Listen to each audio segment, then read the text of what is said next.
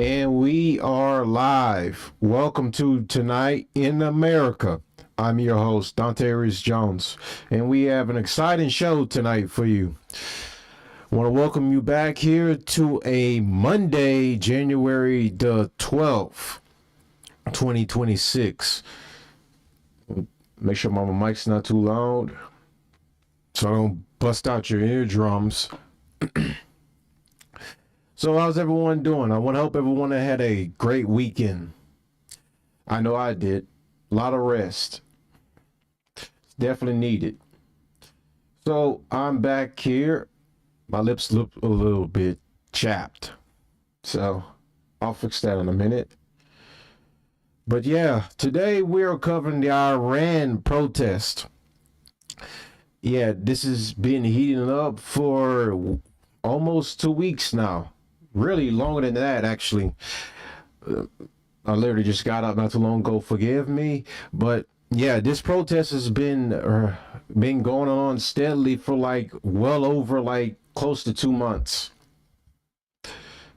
They're destroying public property. They're burning everything down, and quite frankly, they want a regime change. In my opinion, it may look generic on surface, but behind like closed doors, it seems like this is being egged on by two actors. Like you can say bad faith actors, well, at least one of them for sure. The other one is the United States government. And the most obvious one is the Israeli Mossad government. So why is it that the United States and Israel have so much to gain from regime change in Iran? Well, we've already covered that before. The reason why they're pushing so hard for regime change is mainly because the regime right now, currently speaking, is standing in the way of Israel becoming the top hegemon in the Middle East. If you take them out of power and put in a puppet regime, then you have nothing to stop Israel from basically winning and becoming basically the top dog in the Middle East. They become the top dog. No one can touch them. They have the power, and effectively, they can now go to their next step and start the Greater Israel Project. What is the Greater Israel Project? Well, it's land expansion. It's growing the size of Israel as small as like New Jersey to the size of basically, I'm trying to think, what is the comparison of Greater Israel in size? Well, basically, it would be more of like a bigger country. They've already effectively destroyed the West Bank. They're already effectively destroyed Gaza. There's nothing there but just destruction, decay, and rubble. That's all. They've effectively done their damage over there. Now they've already moved on. Hamas is eliminated. Hezbollah, it's non-existent right now. The Houthis, they're short in numbers, short in missiles, and effectively just being rendered useless themselves. The Syrian rebels have taken over Syria and pretty much turned it into a danger zone for the residents of Syria, and while also simultaneously still being bombed by Israel. So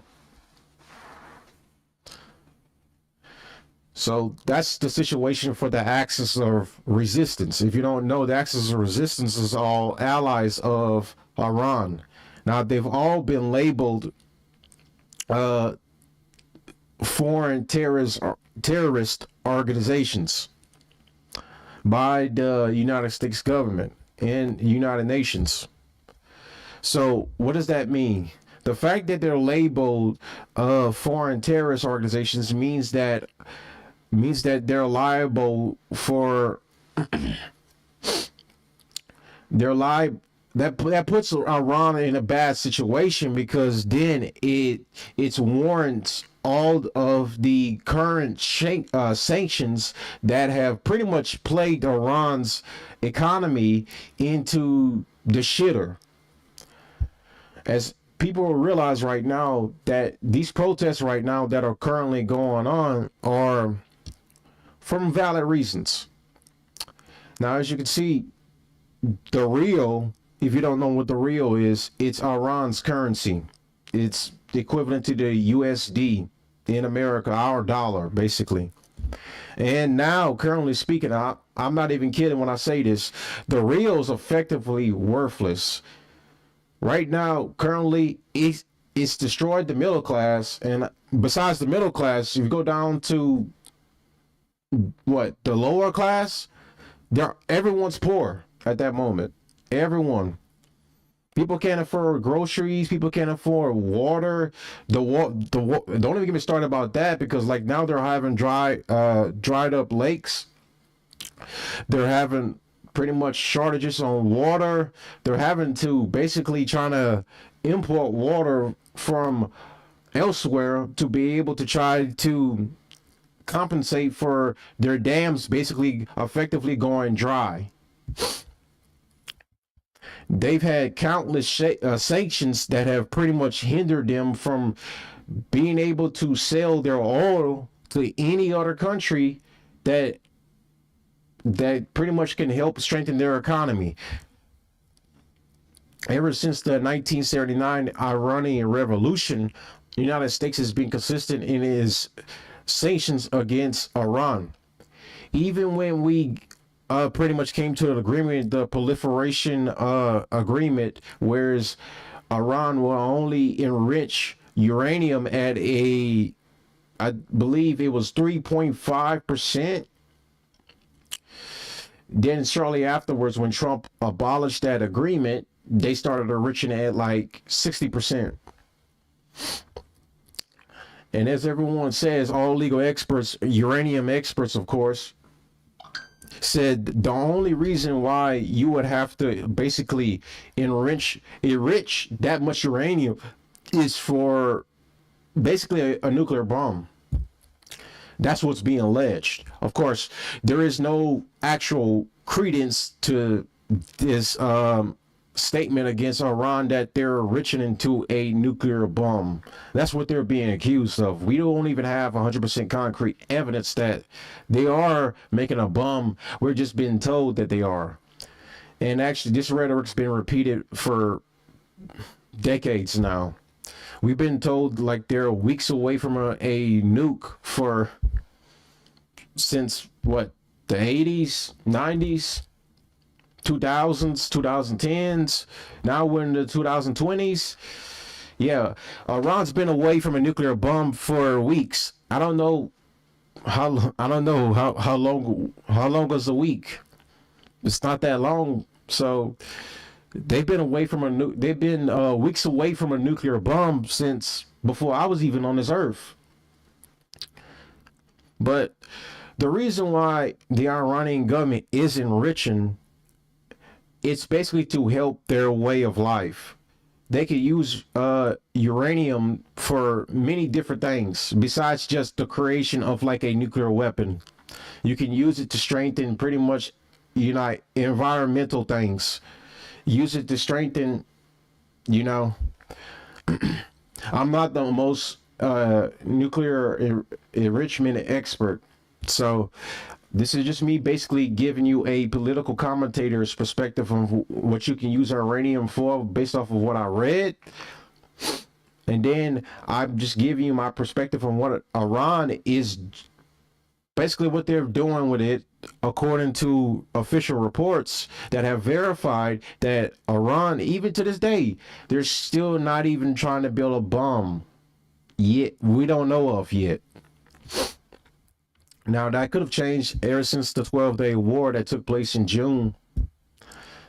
So Iran, currently speaking, could be making a bomb to compensate for that surprise attack that happened last year where Israel pretty much surprised them, and it also was an underhanded agreement between Israel and Iran, not sorry, Israel and United States, that they would agree to let Israel attack Iran and basically start like this 12-day war, which also did not help the economy at all either. It's pretty much helped further this decay. So this is also another reason why these protests are actually happening. They're for valid reasons, but at the same time, they're being egged on by bad faith actors that are in the crowds. Pretty much intelligence agencies that are in the crowd. The former, before we get into our main story, actually, I don't want to get too far ahead of myself. I really want to save that for later. But I want to touch up on another subject right quick, and then we'll come back to this later once we really get into it, because that's going to be our feature story tonight. We're talking about the Iranian protests and just pretty much how the economy, environmental, and healthcare have all just pretty much been plunged into the gutter, which has also led to a lot of unrest, and pretty much it's led to a lot of frustration. But a lot of these frustrations by the Iranian people are being pushed even further by the United States government and Israel. As you can see through Benjamin Netanyahu, who's been on X repeatedly saying that we are with you, the Iranian people. We are backing you up. And the United States government threatening Iran and telling them that if they are to act against the citizens in any violent manner, to as up to deleting them, then the United States government would have no choice but to fire back at Iran, which means that we're going to strike them again. And I got a perfect video from AI Telly that's going to go over that exact thing of how it will look in practice. And not too happy about that. I mean, many people might call me out and say I'm a hypocrite because I was so forced regime change basically in Venezuela. Even though technically speaking the regime is still in power, we just took the leader and arrested him. And of course, it wasn't for drugs. I've already said that it was for oil, and another reason, the petrodollar. But I will probably go over that some other time. I'll go further into that, because I think I need to clarify my stance a little bit more, just in case people say I'm a hypocrite for this. I'm for regime change basically in Venezuela, but I'm not for it in Iran. I will go over that a little bit later about how it's not really hypocritical. We technically do not have a stake in the Middle East at all. We shouldn't. This war is between Israel and Iran, and then what's going on ground with this Iranian protest? It's you know what I said earlier. These are valid reasons from the Iranian people about what's really going on with their country. Their country is basically, falling apart, and they feel like the government's not doing enough to help the people. And I can understand the sentiment. But here's another layer to that story, that it's not, besides just their grievances, they are being forced, basically, not being forced, they are basically being coerced into escalating this further to the point where the Iranian government will have to take further actions against its own people.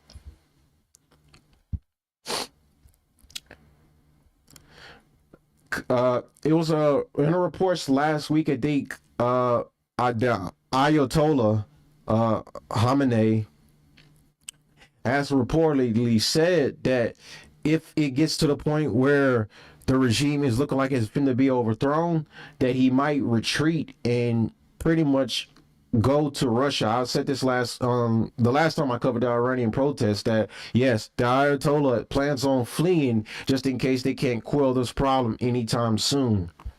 And his destination is Russia. Pretty much he's going to be having a room right across the way from Bashar al-Assad. They might play COD together. So that's the plan right now if they cannot get this protest to quell down. Right now, it's It's not come down yet. Even to this day, like a couple of hours ago, I just watched a video from Live Now from Fox. They're still going strong. They're still pretty much destroying everything. So we don't know right now what's the exact plan to calm the people down, because the government is trying to negotiate with the protesters, but the protesters are not willing to compromise right now because they want concessions from the government. They want the government to take care of them. The only issue is the Iranian government is dealing with so much intense sanctions against them that it's really kind of hard to rebound from this, to the point where it's pretty much rendered their dollar, the real, useless. I think it was trading at like 4 point, I forgot exactly, but I know it was like 4 point a million something, I believe. I'll look it up on the side, but that's the exact situation on the ground. Is that, hold on 1 second, I actually put it up right now so that way I know exactly. So I could give you guys the exact number of exactly where the Rio is trading at, because it's not looking good. All right, so the Rio is trading at 1.4 million Rios, meaning Iran's currency has lost roughly 20,000 times its value over 4 decades. Yeah, that's not good. So that's a valid reason why the protesters are crashing out. But at the same time, this is a golden opportunity for Israel. And you know why? Because this is their chance for regime change. But again, I will go over that a little later. But first, I want to touch up on another thing. So I don't know if everyone's seen this. This happened like last week, January the 5th, 2026. A tweet came from our good friend Dan Bongino. As you may know, Dan Bongino, a former intelligence officer, became assistant director of the FBI. He has just recently returned as a civilian just this month, because he announced last month, I believe, that he was leaving the FBI to come back and be a podcaster again. Funny enough. So his mission, when it was announced that he took the job last year, well, I think it was, no, actually not last year. Let's go back all the way back to 2024. Because that was originally when he was offered a job, and he took the job and said he was going in there to find out the truth. And what was the truth? To find out about who exactly Jeffrey Epstein was working for, and who exactly was around in his inner circle that was condoning his actions. So Dan's entire mission was to go out there and expose these problems and expose exactly the names. So he wanted to go out there and was on a mission to give the general public the names of the people that were involved with Epstein and those that funnel children. And it was a noble mission. We all supported Dan on his mission. Dan Bongino went out there and he had so much fire when he was on the mic, like the last episode of his show before he went in there and took the job, of course, of where he officially started. He had the passion to go out there and pretty much drain the swamp.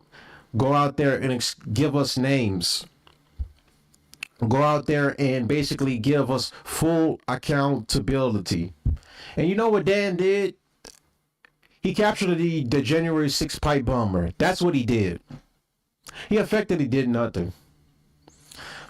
Then, let me go further back again. So, before Dan was ever even offered this position, you can see him clips all over X of him doing interviews long before Trump got reelected as president, saying that He didn't believe the official narrative about Jeffrey Epstein's apparent self-deletion. He believed that Jeffrey Epstein was taken out by somebody. He believed Jeffrey Epstein was killed. So, after Dan got on the job, he was working his ass off to try to get the information to the public and come through on his promises. And you know what he did after he came to the realization? You know what he found? Well, that's that viral video of him all over X will tell you. He said he deleted himself. That's what he said about Jeffrey Epstein. And I'm telling you this right now, the entire right wing pretty much turned on Dan, for the most part. All the Israeli firsters, they're always going to be on his side no matter what, because Dan is pro-Israel. So that was the situation right there with Dan. He promised things that he was going to deliver on. He goes in and he didn't deliver on not a single thing besides the January 6th pipe bomber. And that was the last thing he did before he exited out of the government. Again, for the final time. And now his show's supposed to come back in February, I believe the 13th. He just made the official announcement a couple of hours ago. I'm going to show you guys exactly the tweet of the announcement that he's coming back. And my reaction to all of this is that, Dan, if you're probably not going to listen to this, maybe in the future you might will. You've officially failed at your job, buddy. And you know what else is also telling Dan this? Two men right now are on Dan's necks right now, and like he's George Floyd. Dave Smith and Owen Shroyer. Dave has been tweeting back and forth with Dan nonstop, calling him out, whatever, because when Dan gave this long tweet, and I got the tweet pulled up right here, of calling out bad faith actors, black pillars, whatever, all these life losers, grifters, and bums, as the tweet says. One of those people were, besides Dave, was also Matt Gaetz. Who else he was calling out? And they had a back and forth exchange that I also have pulled up. But these are all the people that basically Dan Bongino was talking about. The bad faith actors. And it's rich coming from him because he went into the government enthusiastic as hell, promised us things, and didn't even come out with relatively nothing. No one really cares about the January 6th pipe bomber. I reported on it because I had nothing else to really report. I'm not proud of covering that story at all. Quite frankly, it was a boring story because it's not really much to it. Even right now, no one even 100% believes the January 6th pipe bomber was that black guy. But hey, I guess whatever constitutes as a W to Dan Bongino is a W to him. The problem with the matter is that the W that the general public wanted wasn't this. They wanted Epstein. They wanted names. They want to know exactly who was involved in child trafficking. Unfortunately, Dan didn't deliver, and then he went with the narrative that Epstein self-deleted himself. Not even kidding. He went with the official narrative. Like the good boy he is. He got patted on the head when he went behind the curtains and says, good boy, you did a great job, Dan. It's so disheartening to see guys like Dan Bongino, who's supposed to go out there and drain the swamp, along with Cash Patel, who's another sellout. Well, Cash is an Indian, so I mean you can't really expect much out of him. But the problem in the matter is these guys promise things. These guys promise to go out there, start naming names, start making arrests, and actually started pretty much giving us full on accountability. That was the main thing that people wanted. People wanted accountability. People wanted names. They wanted arrest. They wanted convictions.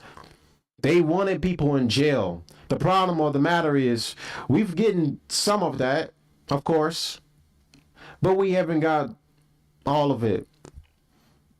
The Epstein Files release was a astronomical failure. When they were released, I'm shit you not, I like 90%, 95%, I'm gonna go ahead and go off that estimate that 95% of those files were redacted. All black for the most part. You're looking at a black scare, black square. You can't even see the names at all. We were promised the Epstein files and they delivered, but they redacted majority of it. So, and what little information we got, it's not really nothing noteworthy. Because here's how they were able to redact the Epstein files the way they did. So, the victims that Epstein used basically to blackmail a bunch of his quote unquote powerful friends that were at all of his parties and social gatherings, the Trump administration was able to basically make the argument that these people are also victims, which if you're practicing law, yeah, that technically would apply to everyone that was blackmailed by Epstein. They are victims too. They didn't know that the girl that they were talking to was underage because they were tricked into partaking in sexual acts by Jeffrey Epstein. So you can make the argument that they were also manipulated by Epstein to partake in sexual acts with a minor without their knowledge. So you can make that argument, and that's pretty much how they were able to make the argument that these people are also victims,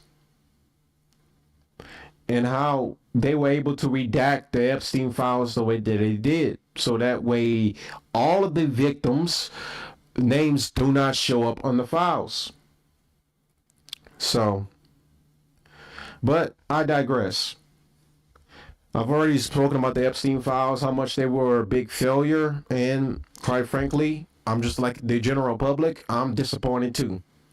But anyways, we're gonna look at Dan Bongino's tweet right here. So this is when he announced he was going after all the black pillars, the life losers, the grifters, and the bums in the political spaces. And of course, he was talking about Matt Gaetz, Dave Smith, just to name a few. He hasn't named anyone else, but it's kind of clear exactly who else he's going after. Candace Owens, Tucker Carlson, just to name a few. Most likely Alex Jones too, because Alex Jones was in this show. He was trying to shout out Dan Bongino. But let's go through his tweet. Let me add this from the jump, so there's no confusion. I started in this movement as a candidate during the Tea Party movement, and I began my political commentary career shortly thereafter. I helped build this movement, and I sure as hell am not going to let it get hijacked by a group of black pillars, life losers, grifters, and bums. We are a movement guided by truth. The essence of conservative ideology is the preservation of eternal truths. We are not the latest thing group. We are not political cannibals. I've watched quietly from the inside while doing the job I was hired to do, but I'm back now. It's time to reassure balance to the force. That one was for, I don't know who the hell he's talking about right here. As we get ready to make some announcements about the future of the show, I also want to warn the haters and the zeros. We've been at this a long time. We live for this stuff. This isn't our first, second, or 10th rodeo. We've seen a lot of dipshits come and go. We rave in making you angry enough to show your ass is glorious. Pause. We've got midterms coming up. There's no time for bullshit. This administration is cooking. The real change simmers. I don't know how much change you're referring to, Dan. We didn't even get like a million deportations last year. We got literally like 300,000, a little bit over 300,000. That's nothing. It continues on. If you're spending your entire day bitching and whining with 3/4 of the term still to go, then please find the exit. There's no time for it. It's not infighting when you excise a cancer killing the host. It's outfighting because you're not part of any movement I'm familiar with. Looking forward to big things ahead. Can't wait to tell you about it. So that's Dan's tweet. That's him going off on all the black pillars, the losers, according to him. And like I mentioned before, who was them? Who was he referring to? One of them was Matt Gaetz. So this is underneath that same tweet that I just showed you. And here's former Congressman Matt Gaetz. Grok, when did Dan Bongino run for office and how did he perform as the candidate?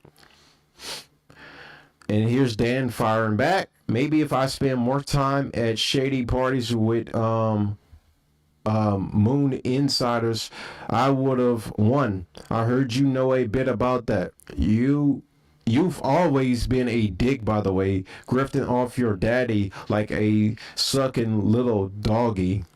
When I first met you in the panhandle, I knew you were a piece of shit. It's written all over that phony face of yours. Oh shit. It's getting very spicy in here.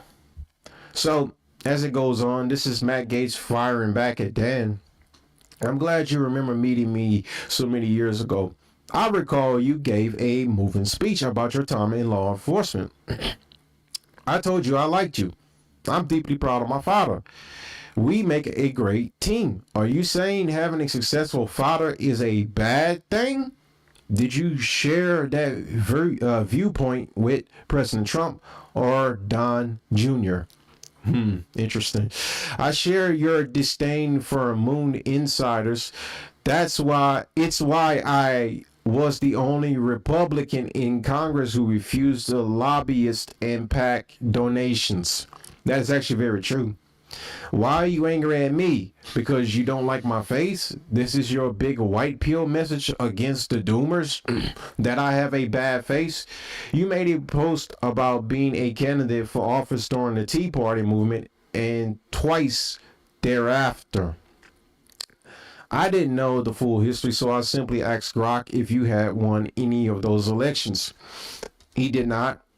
Apparently, you underperformed as a political candidate, but you're a world-class streamer.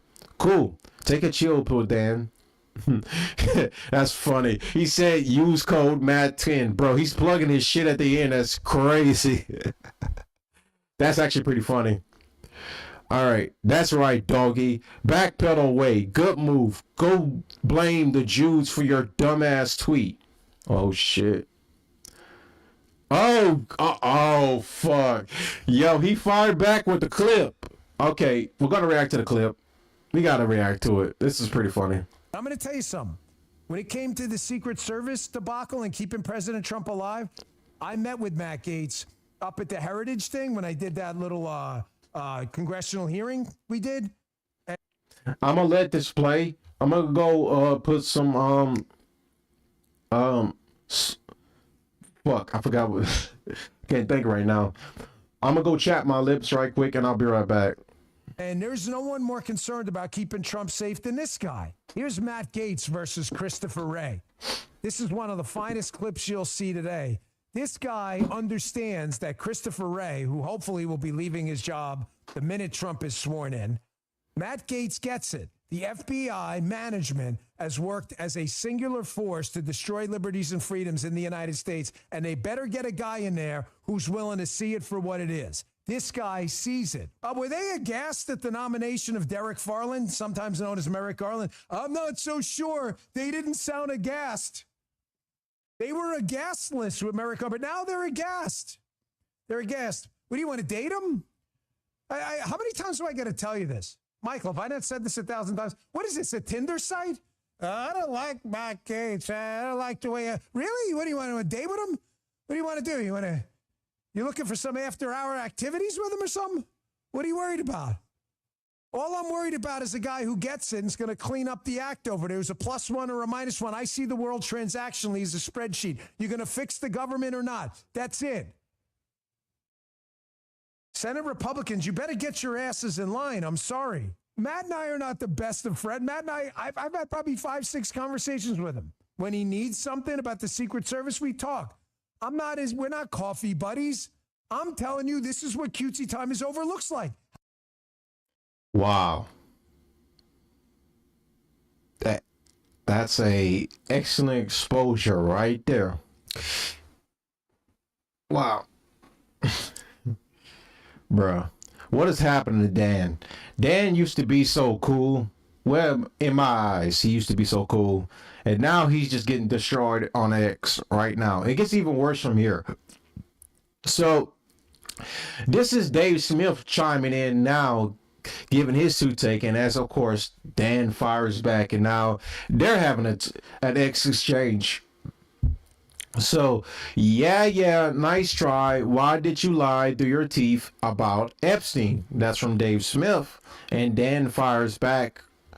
Hilarious that you not only missed the news cycle for the past year, but that you also knew you were the moron reference in the post, of course.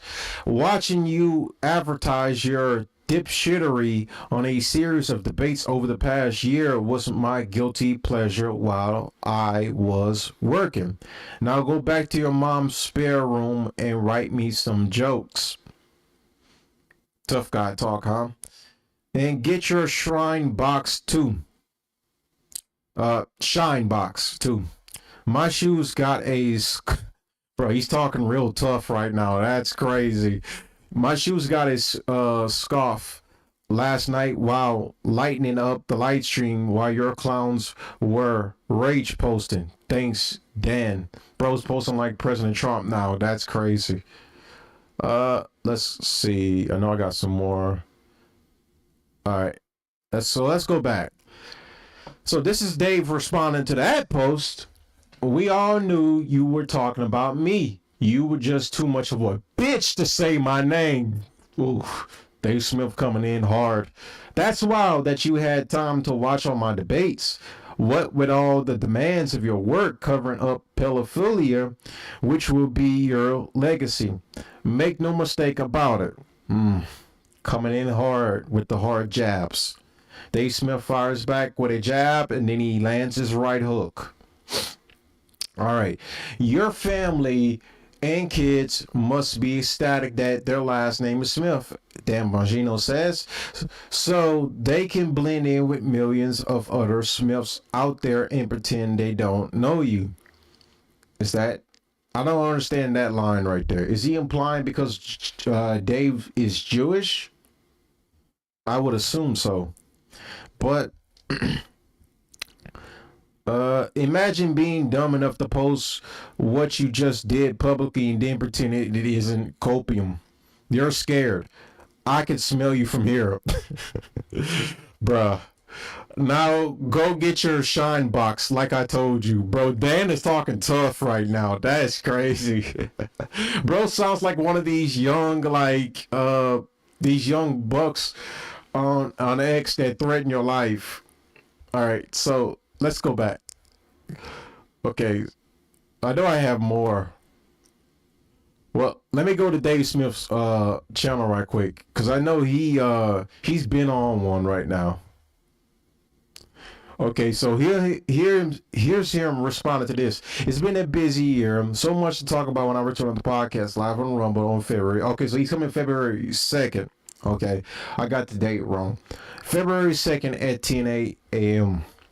I might react to it. What you guys think? I might make that a Rumble exclusive. And here's Dave says, you missed one. The FBI says there is no Epstein list, arguing much of President Trump's base. Bro, I'm telling you, just like multiple posts of him going at Dan Bongino. Bro. Oh, shit.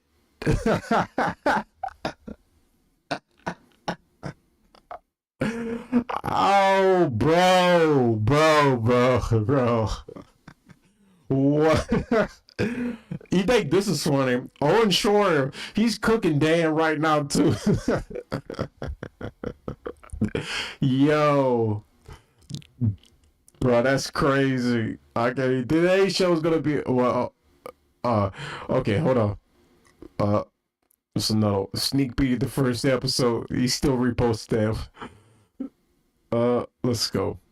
So Dan Bongino actually thought he was going to come back to podcasting and police the right without answering one question about the Epstein cover-up, and the FBI putting zero deep state arrest on the board. Hilarious. I'm proud that none of us will let him live this down. Of course. Bro, who posted up, bro? Let's react to it. Hey, Smith, you libertarian black pillar clown. Your family must be thrilled their last name's Smith. I can smell the copium from here. Now go get your shine box, like I told you. Lesson over. Hey. Bruh, South Park animation edit. That's crazy. Bro. Dan Bongino's credibility didn't kill itself. Bro. Let's see. Dan, this is journal. Hold on. I think this is another response to another post. Let's see. Alright. Holy fucking crash out. Are you seriously posting about my children at 7 a.m.? Keep repeating your dumbass boomer shine box line. I'm not the one who got ordered to go lie to the public and say, yes, sir. Scared? Come see me, bitch. I went in your career, you know it. Run away, little girl. Oh, fuck, bro. God. Tell your family to blink twice if they need my help. I'll get right over there. Bro. The personal jabs are insane. I know somewhere. Hold on. This is a clip right here. This is important. Right. What causes dear to your heart? Causes dear to my Israel, defense of Israel. What is number one? Right. What? Bro. Really, Dan? Israel is close to your heart. What about America? What about the country you served? That's not close to your heart, Dan? Are you seriously going to say a foreign country is close to your heart? Is America not close to your heart? I wouldn't even dare say any other country besides America. I would never even utter the words. I can't even think outside of my country. My love for America. You said the first thing that came to your mind was Israel. Wow, Dan. Surprising enough. So, this is Dave Smith right here. Hey, Dan Bongino, since you're talking all this shit about me and you're trying to take on the black pills, why don't you man up and come take me on? Let's debate the Trump FBI Justice Department's track record. You said I'll lose all my debates, right? Don't be scared, homie. Okay. That's the one I wanted to show you, that Dave did challenge him to a debate. Right now, it's getting very ugly. So this is him responding, Dan, this is generally so pathetic. You're the one who is scared here. I publicly challenge you to debate. We all know you won't do it because I will end your career. Damn, this got like 32K likes. How much did this score? 4.5K. Bro, you know Dan's career's in the shitter, bro. He can't even properly ratio Dave Smith because everyone just sees do his bullshit. The only ones that are siding with him is pro-Israel, pro-Zionist people. All the people that Dan, the American people. If Dan Bongino really valued the American people, he would arrest all the pedophilias when he was in his position as assistant director of the FBI. Instead, he wasted his time just going after a January 6th pipe bomber. Like people, like the general public so much care about the pipe bomb, I forgot they were even going after him. That's what Dan Bongino was doing the whole time. Going around, doing his media tours, looking like he has a gun pointed to the back of his head, saying that Epstein self-deleted himself. Like, are you ready? Are you serious right now, Dan? You let down the American people to cover up for pedophilias instead of actually doing your fucking job. So, I digress. So let's go on to Owen Shore. Well, I've never interacted. How would I learn about the black pillars? That's crazy that he blocked Owen Shore. And Owen Shore and him have never even interacted together at all, quite frankly. So it's very funny to me that this even happened. What's my stream keep going? YouTube, is everything all right over there? I keep seeing the stream buffer. Maybe it's my second internet because I have my phone connected to a different internet. So my PC has its own internet. Is everything fine? Okay. Yeah, looks like everything is good. Okay. I'll just continue on. Okay. Let's go up here. Bro. My God, bro. They are not letting Dan off the hook. They are not letting Dan off the hook. They got his knee on his neck right now. Bro, this is crazy. Bro, they really have their knees on this man's neck. Bro. Oh, not the Brokeback Mountain reference. Oh my gosh.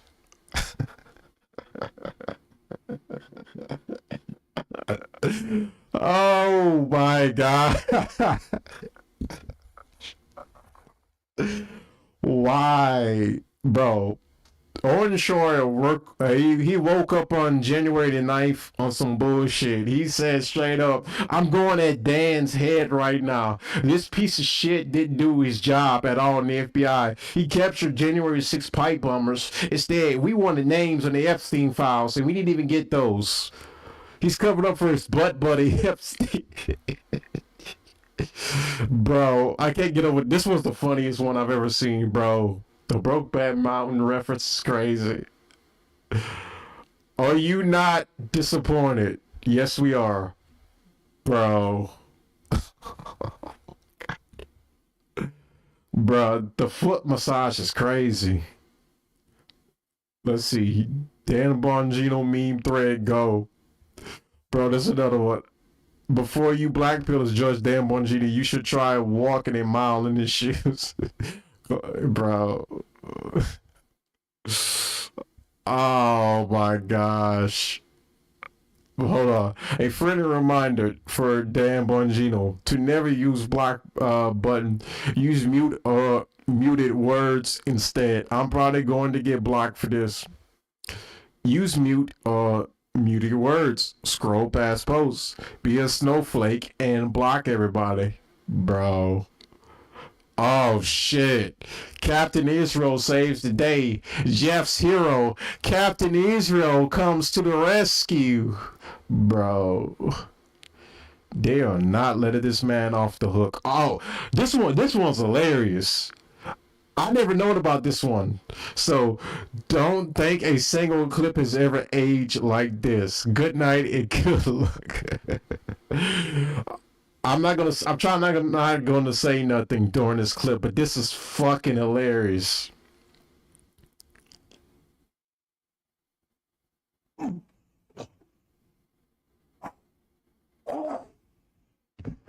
This is Karate Man.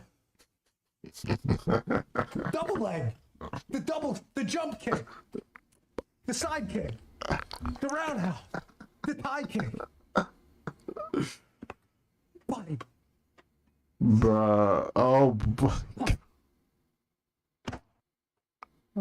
Oh my gosh.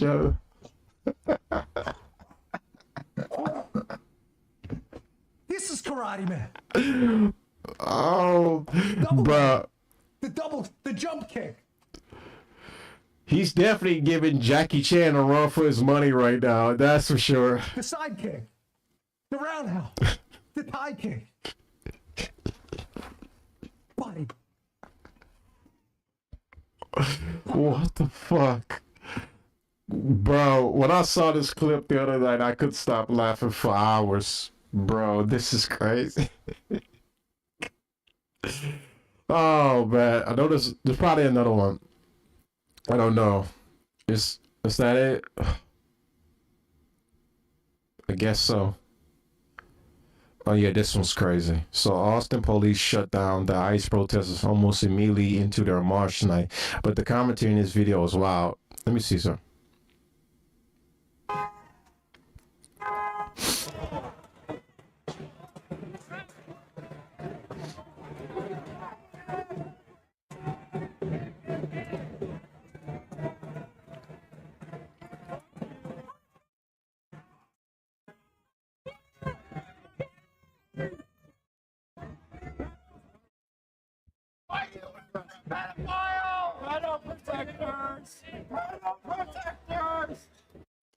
All right.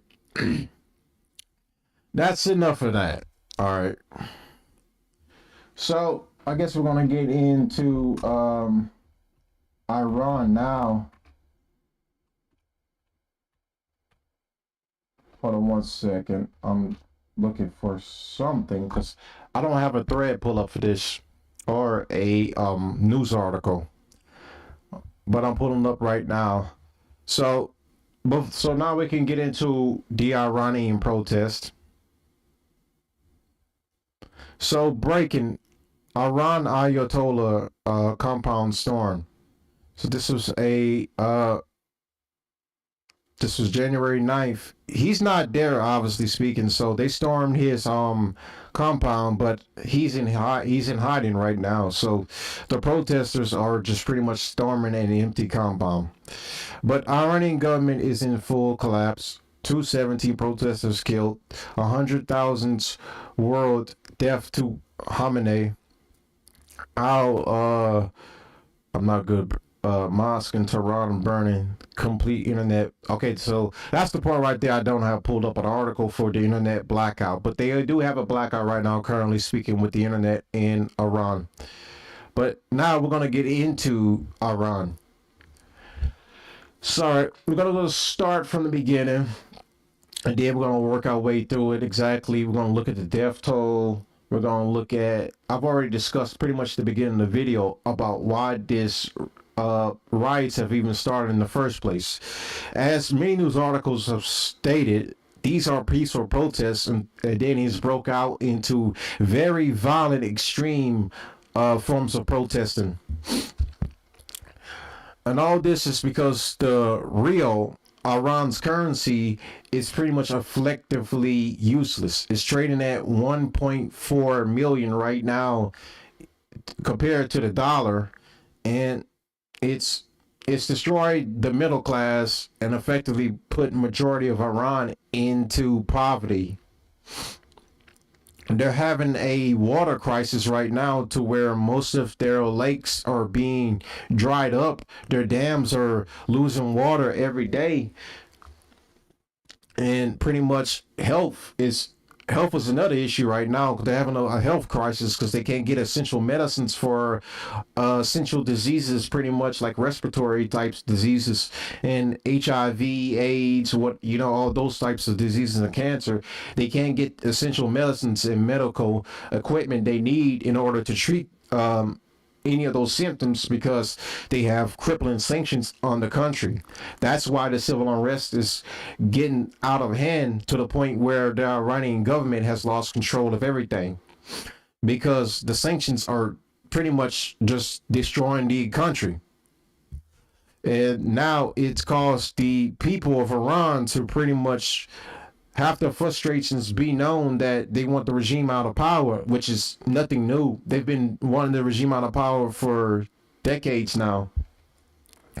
But now, even more so, it's bad timing because like Iran is still in basically a conflict with Israel. So it's not good timing right now to basically have this internal battle right now inside Iran's borders, while simultaneously on the outside you have a government waiting for the right moment to strike.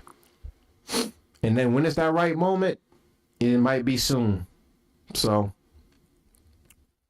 but yeah, that's what I want to go over a little bit more about right now. So this is from CBS News. Iranian protests rage as deaths mount and Trump renews warning of possible U.S. intervention. Protests in Iran continued in the Islamic Republic. Online videos reported to show despite threats from the country's bureaucratic to crack down on demonstrators after shutting down the internet and cutting telephone lines off to the world.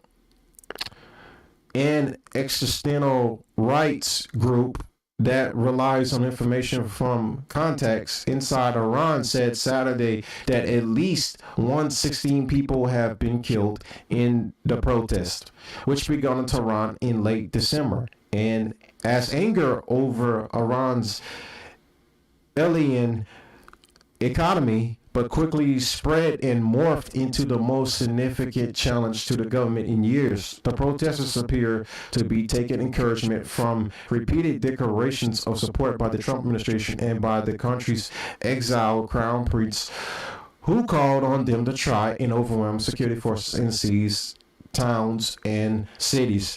And what this article doesn't mention, they're also getting support from Israel and the Israeli Prime Minister Bibi Netanyahu, who's telling the Iranian people, we are with you, Israel's with you, we will help you fight this battle. They said that in a figuratively manner, but in a literal manner. And you know why I said in a literal manner in a moment. Actually, let me bring up this tweet right quick, because people have to understand why is Israel so confident in that they can help the Iranian people out. Hold on 1 second. About to bring up a tweet for you.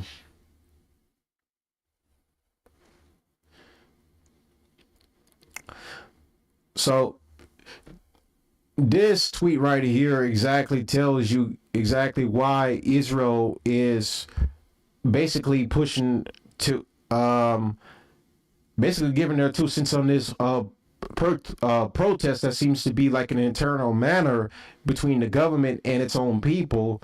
But Israel is telling them, we are with you and we will help you win this fight or whatever. Basically speaking, is because of tweets like this. This is from the former CIA director, Mike Pompeo. The Iranian regime is in trouble. Bringing in mercenaries is its last best hope. Riots in dozens of cities.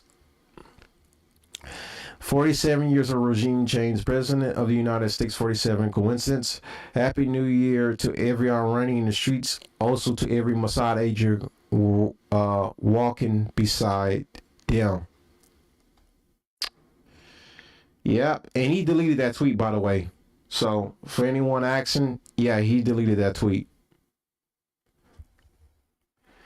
So the reason why I read that tweet out, and the last part is the one that you really need to focus on the most. So according to former CIA director Mike Pompeo, apparently, and we already know this for a fact because of the 12-day war that happened last year in June between Israel and Iran, that Israel has a lot of spies in on their domestic soil.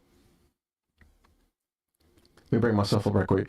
So they have a lot of spies in the domestic soil, and the reason being is because like there are a lot of Iranian Israelis.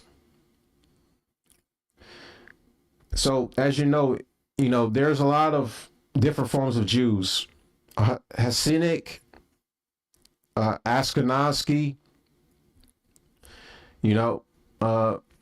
There's many different forms of Jewish people, and because you look at the Hasidic, they all come from different, Middle Eastern countries. One being Iran itself. So they have Mossad agents that can blend into Iran because they are Iranian, but they're also simultaneously Jewish. That's how they're able to get into the country undetected and pretty much blend in like chameleons and not be spotted. So that is why, like, Mike Pompeo knows this. Clearly, he knows this. So what he said in that last little part, Happy New Year to all the Iranian people in the streets and all the Mossad agents beside you. Obviously speaking, we know there's still probably way more Mossad agents that are still in Iran. They've managed to capture quite a lot, but I don't think Iran, during that 12-day war, managed to capture all of the Mossad spies that were on their soil. So that leads to pretty much a conclusion in my head that this is a internal matter, but at the same time it has bad faith actors that are also there in the crowd egging this on even further. You got the United States government, who might have CIA agents also on the ground there participating in trying to rile up the crowd to go as far as to overthrow the government itself. But we know for sure, according to that tweet by Mike Pompeo, that Mossad is also there present in the crowd. So either way you slice it, the CIA, Mossad definitely has some involvement in this protest. It's not just it is coming from a generic place of like, we're dealing with a lot of poverty issues right now. We're dealing with a lot of economic, medical, environmental issues that need to be addressed by the regime. But at the same time, their grievances is being taken advantage of by a bunch of intelligence agencies that have a lot to gain by the Iranian government being overthrown and then replacing it with something on the lines of a puppet government, a puppet regime. So the way I looked at it, because I researched, I looked at the Rio. I looked at that. Yes, the Rio is dropped down, trading at 1.4 million. It's not in a good space right now. It's doing terribly it's doing terribly right now on the trade market, and it's not able to really basically grow any further because of all these crippling sanctions on Iran. The fact that they're not in the they're not letting the hold on one sec. I know.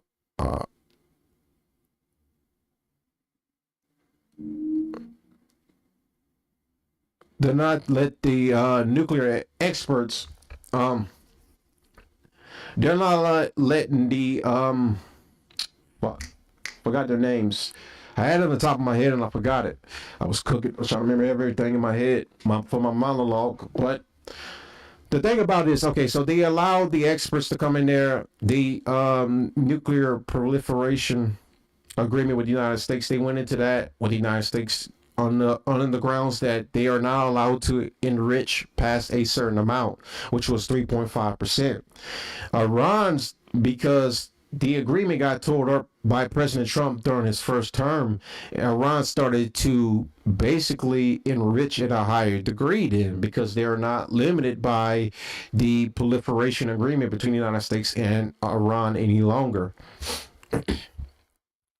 But that was just basically coordinated basically to just lead up to this moment between the war between Iran and Israel.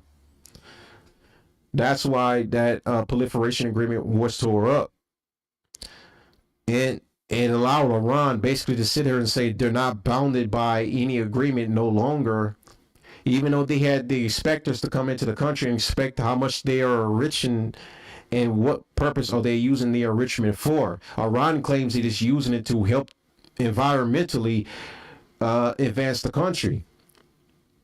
As the United States government, who gets their intel from the Israelis, i.e. Benjamin Netanyahu, that is alleging that they are enriching to a nuclear bomb, which we don't have any concrete evidence of that at all. We don't even have sources to verify that at all.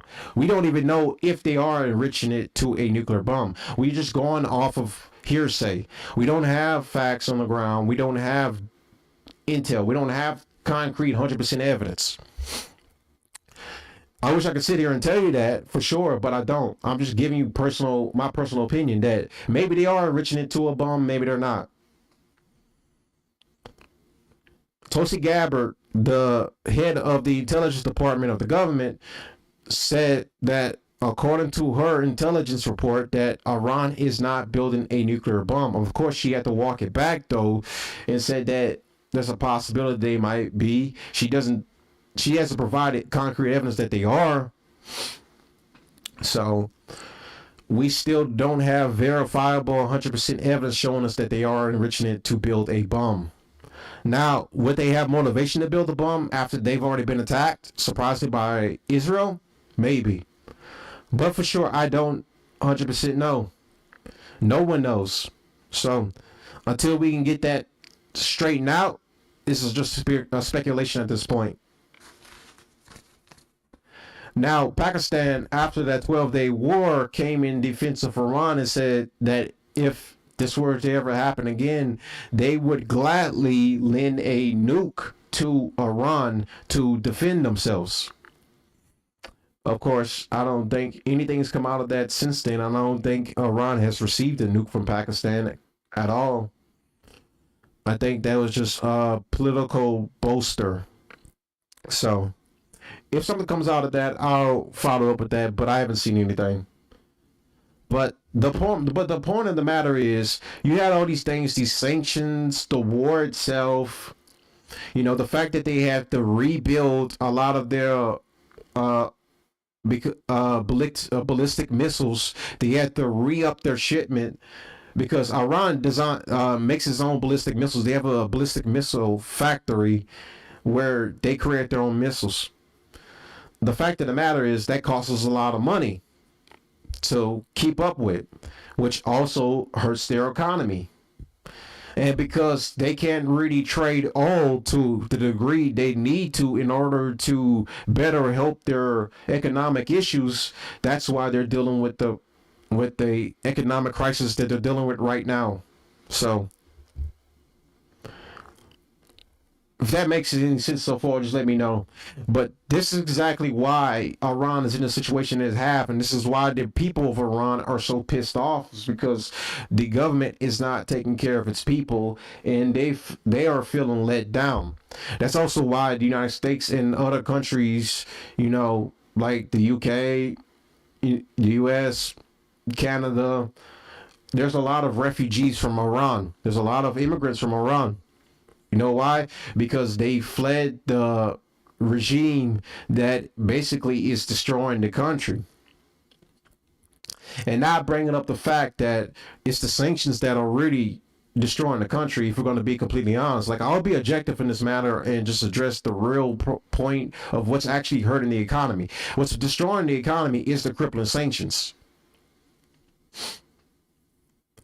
That is also why, like, Iran has a big grudge against the United States, because, like, we won't take our boots off their necks.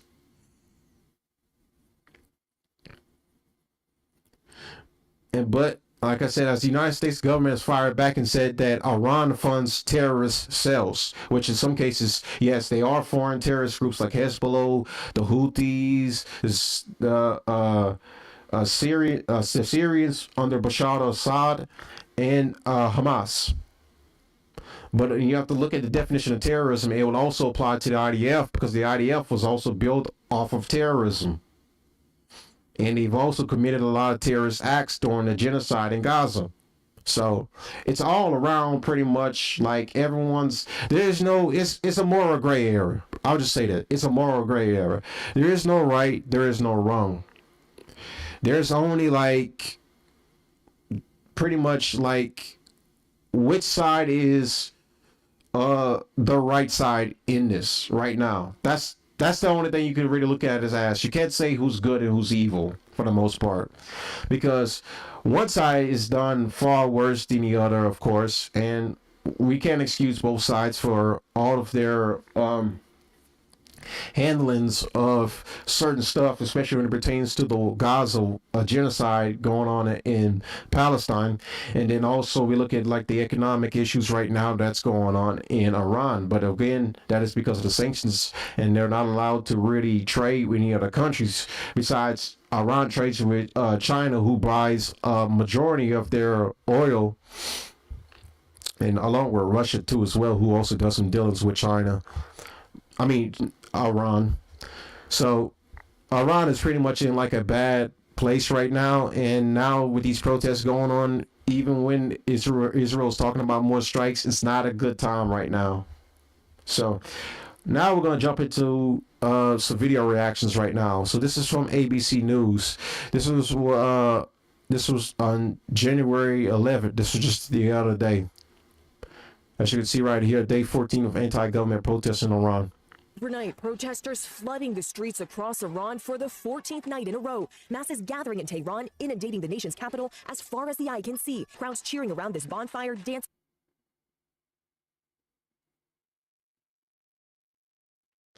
I'm gonna get my charger from my phone and charge my phone up right quick. Dancing around the flames. Chanting down with the dictator, blasting the regime over Iran's failing economy and soaring inflation. In this dramatic footage posted on social media, a man with what appears to be a homemade flamethrower sets a motorcyclist on fire. These protesters risking arrest and even death. The government trying to shut them down with a nationwide communications blackout, cutting off the internet, cell service, and phone lines. As the crackdown intensifies, President Trump escalating his warning to the Iranian regime. Again, I tell the Iranian leaders, you better not start shooting, because we'll start shooting too. Human rights groups say dozens of protesters have been killed and thousands more arrested. Trump clarifying his threat does not mean U.S. boots on the ground. We'll be hitting them very hard where it hurts. And that doesn't mean boots on the ground, but it means hitting them very, very hard where it hurts. This morning, Iran responding to those threats, warning that if the U.S. were to strike, the U.S. and Israel would be legitimate targets of the Islamic Republic. This comes just 1 week after the U.S. captured Venezuelan President Nicolas Maduro and Trump declared the U.S. is running the country. In a New York courtroom on Monday, the ousted leader and his wife pleading not guilty to drug and weapons charges. Maduro telling the judge he was kidnapped in Caracas. Now Trump is warning the U.S. could take similar action against Colombia and is threatening land strikes on drug cartels that he claims are running Mexico. In response, Mexican President Claudia Sheinbaum tasking her foreign minister with strengthening coordination with the United States. Trump pressed this week on whether there's any limits to his global powers. Yeah, there's one thing, my own morality, my own mind. It's the only thing that can stop. I don't need international law. I'm not looking to hurt people. And we're learning from an Israeli official that Prime Minister Netanyahu... Yeah, international law is bullshit. It can't really be enforced against global superpowers, because the problem with that is who's going to enforce it? Who's going to take a global superpower to one of the international courts and find them guilty and go and arrest their leader in their country when they have nukes? When you have the monopoly of force on your side, you can just pretty much give whatever you want. I mean, Russia's committed so many international law actions against Ukraine, and no one's going to go arrest Putin Let's be real right now. China's done a lot of that over the years too as well, especially whenever they invade Taiwan. And that's another reason why there's another side to about the Venezuela invasion that I never talked about. I'm gonna speak a little bit about that, but I'm gonna say majority of it for when I actually speak some more about that later on. I'll do another stream about it. But the Venezuela invasion, another reason why it's also a bad thing, because now the U.S. can't play a moral high ground with China and Russia. Because now if China does invade Taiwan, they can just claim we did it first with Venezuela. We invaded Venezuela. So we can't play the moral high ground. And vice versa with Russia and Ukraine. Now that we invaded Venezuela, we can't really 100% go at Russia for doing something that we clearly follow suit in. So that's also another thing to keep in mind. Yeah, America. Yeah, it's great, and we're gonna be prosperous in the short run, but long term, this is gonna come back and bite us in the ass, especially whenever China does invade Taiwan. We really can't hold them to the same standard as if we could before we invaded Venezuela, because then we had the moral high ground. Now that we don't, we can't hold China to any high moral grandstand, and they can just go and invade Taiwan if they wanted to, because they're using the same argument for as we did with the Monroe Doctrine to invade Venezuela. It's in our hemisphere. It's under our sphere of influence, even though China and Taiwan are heatedly against each other, and Taiwan is relying on the United States government to defend it. Because, I mean, military-wise, it can't stand up to China. There's no way it would stand up to China. At best, it will last maybe 2 or 3 days. If China does invade, I don't foresee this going like Russia and Ukraine. I foresee China taking Taiwan maybe in 3 days at best. Maybe 4 if I have to go a little higher. It's going to be a lot of bloodshed, I'll just say that. Who spoke with Secretary of State Marco Rubio this weekend about what's happening in Iran. And remember, Gio, it was just a couple of weeks ago when Trump met with Netanyahu at Mar-a-Lago, where Trump promised that the U.S. would back Israeli strikes on Iran if Iran continues with its nuclear program. Gio. There's so much to watch around the world. Selena Wang, thank you for your reporting. All right. This one's from NBC News. 500 plus killed as Iran cracks down on protesters and issues threat to U.S. The Islamic Republic tries to crush the spreading protests, but crowds in the hundreds of thousands are refusing to surrender the street. As you can see during the video, it's very ugly there right now. It's kind of looking like our streets right now. Around 500 people have been killed since the protests erupted 2 weeks ago. Iran does not release official numbers, but these videos, smuggled out of the country despite a government-imposed internet blackout and verified by NBC News, show dozens of bodies outside a morgue in Tehran. The faces of the dead flashed on a screen as anxious families search for their missing loved ones. Cries of grief and the seemingly endless rows of bodies hinting at the scale of the bloodshed. President Trump has threatened strikes if Iran uses violence against protesters. You better not Too start late. shooting, because we'll start shooting too. Members of Iran's parliament responding with defiant chants. Their speaker warning Iran would hit back, and all U.S. military bases in the region would be legitimate targets. More than 10,000 people have been arrested so far, activists say, as authorities try to hold back a tidal wave of public fury, initially sparked by a spiraling economic crisis, but now turning into calls for the overthrow of the regime that has ruled Iran since 1979, and the toppling of its 86-year-old supreme leader. Iranian officials blaming the U.S. and Israel for the protests, claiming without evidence that foreign agents are inciting the crowds, as they try to explain away the explosive anger of their own people. Raf is joining us now with more. And Raf, the Iranian regime is now trying to organize demonstrations of their own? That's right, Hallie. They're calling for a nationwide pro-government rally tomorrow, condemning both the U.S. and Israel. We'll see how big that stage demonstration is, but every indication is that those massive anti-government protests will continue. Hallie. We thank you for watching, and remember, stay updated on breaking news and top stories on Of course, NBC will say, without evidence, you got the former CIA director, Mike Pompeo, who is not involved in the CIA anymore, but I guarantee he still has the direct line to Israel to call him up anytime he wants, and he knows something that we don't know. I mean, a guy like that was in the position of the CIA, who've been known to be involved in overthrowing authoritarian leaders in other countries, you damn sure would expect that, yeah, there probably are some bad faith actors in those crowds that are from fields of intelligence, whether it be from ours or it be from Israel or from both. So that's just kind of stupid to say. I believe Mike Pompeo. So this one's from Fox News 9, Minneapolis, St. Paul. Violent protest continues across Iran. Right now, anti-government protests continue to grow in Iran.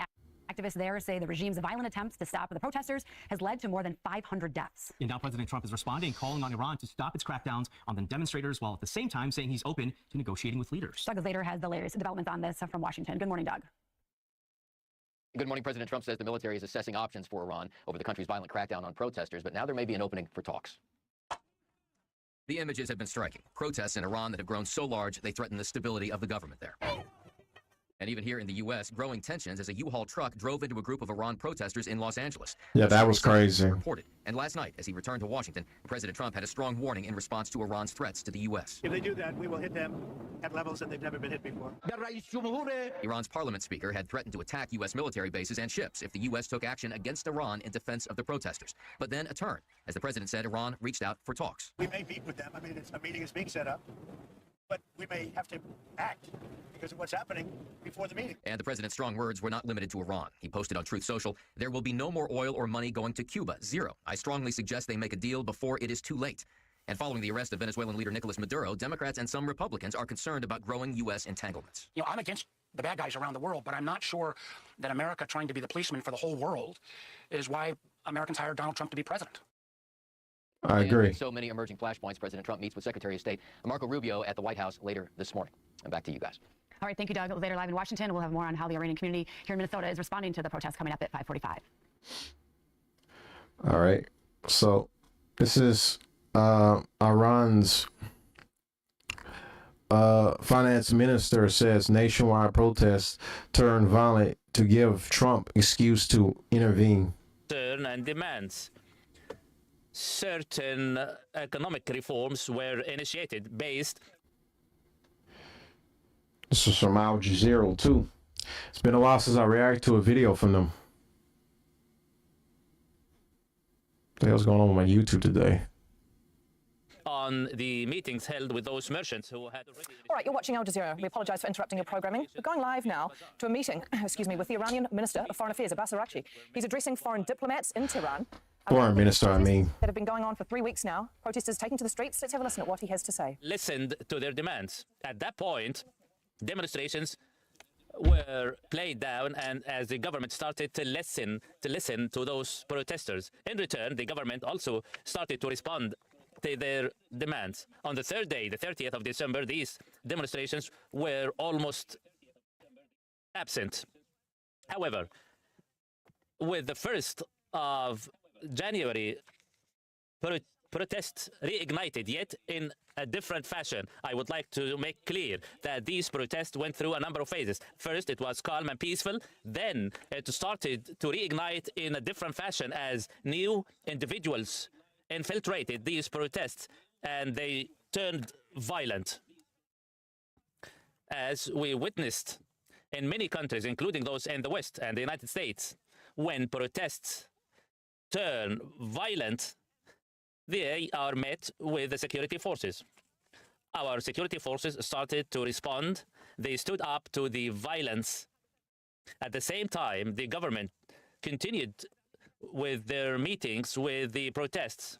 And up to the 7th of January, we continued to respond to their protests and demands. However, the demonstration started to turn violent, and we addressed these violent protests were addressed and met with self-restraint by the Security Council, by the security forces, sorry. As of January, these demonstrations took a different shape. As of the 8th of January, up to the 10th of January, we witnessed that terrorist operatives and terrorist groups started to infiltrate these demonstrations. We have also witnessed firearms as some protesters were armed. It was clear there was an agenda in order to take these peaceful demonstrations into a different direction, to turn these demonstrations violent, if not bloody. As a result, bloodshed started. Armed operatives were seen among the protesters. Those armed operatives started to fire on security personnel. And above all, they are not firing on the security personnel, but they are also firing arms on civil protesters. The aim was to raise the number of fatalities among demonstrators. Their goal was clear, and this goal is to increase the number of victims. Why?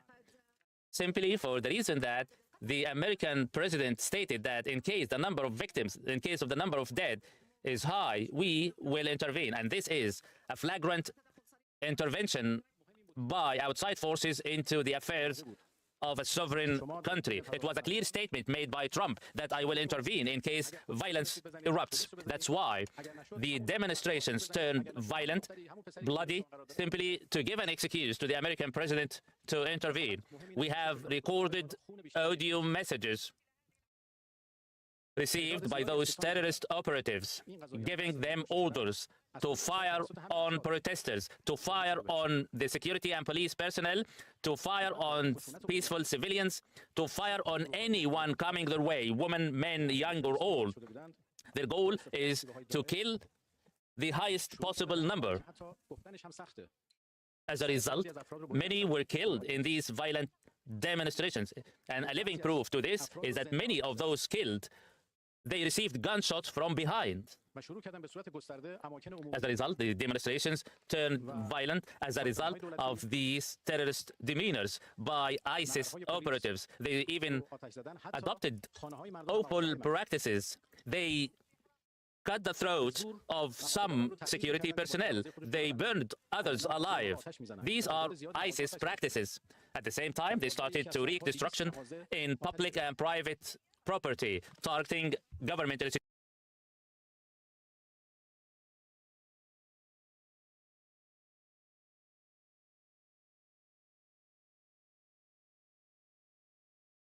All right, that's Abbas Arachi. So now we're going to get into this AI prediction video. Basically, I wouldn't say it's a reenactment. It's more of like a prediction AI generated video depicting exactly how the U.S. would neutralize Iran, according to AI Telly, who's a good YouTuber. I recommend you go check out his channel, give it a follow. He does these amazing reenactments of certain military operations, and it's great. Honestly speaking, it's great content. Great content. This one right here is no different. So this is a declassified U.S. plan to neutralize Iran in second strike. Why would the U.S. plan a second strike against Iran, especially while the regime is facing massive internal protests? The answer is happening in the shadows. Iran has quietly begun rebuilding its nuclear fortresses. Following the initial B-2 bunker buster strikes, satellite imagery spotted trucks entering the Fordow nuclear.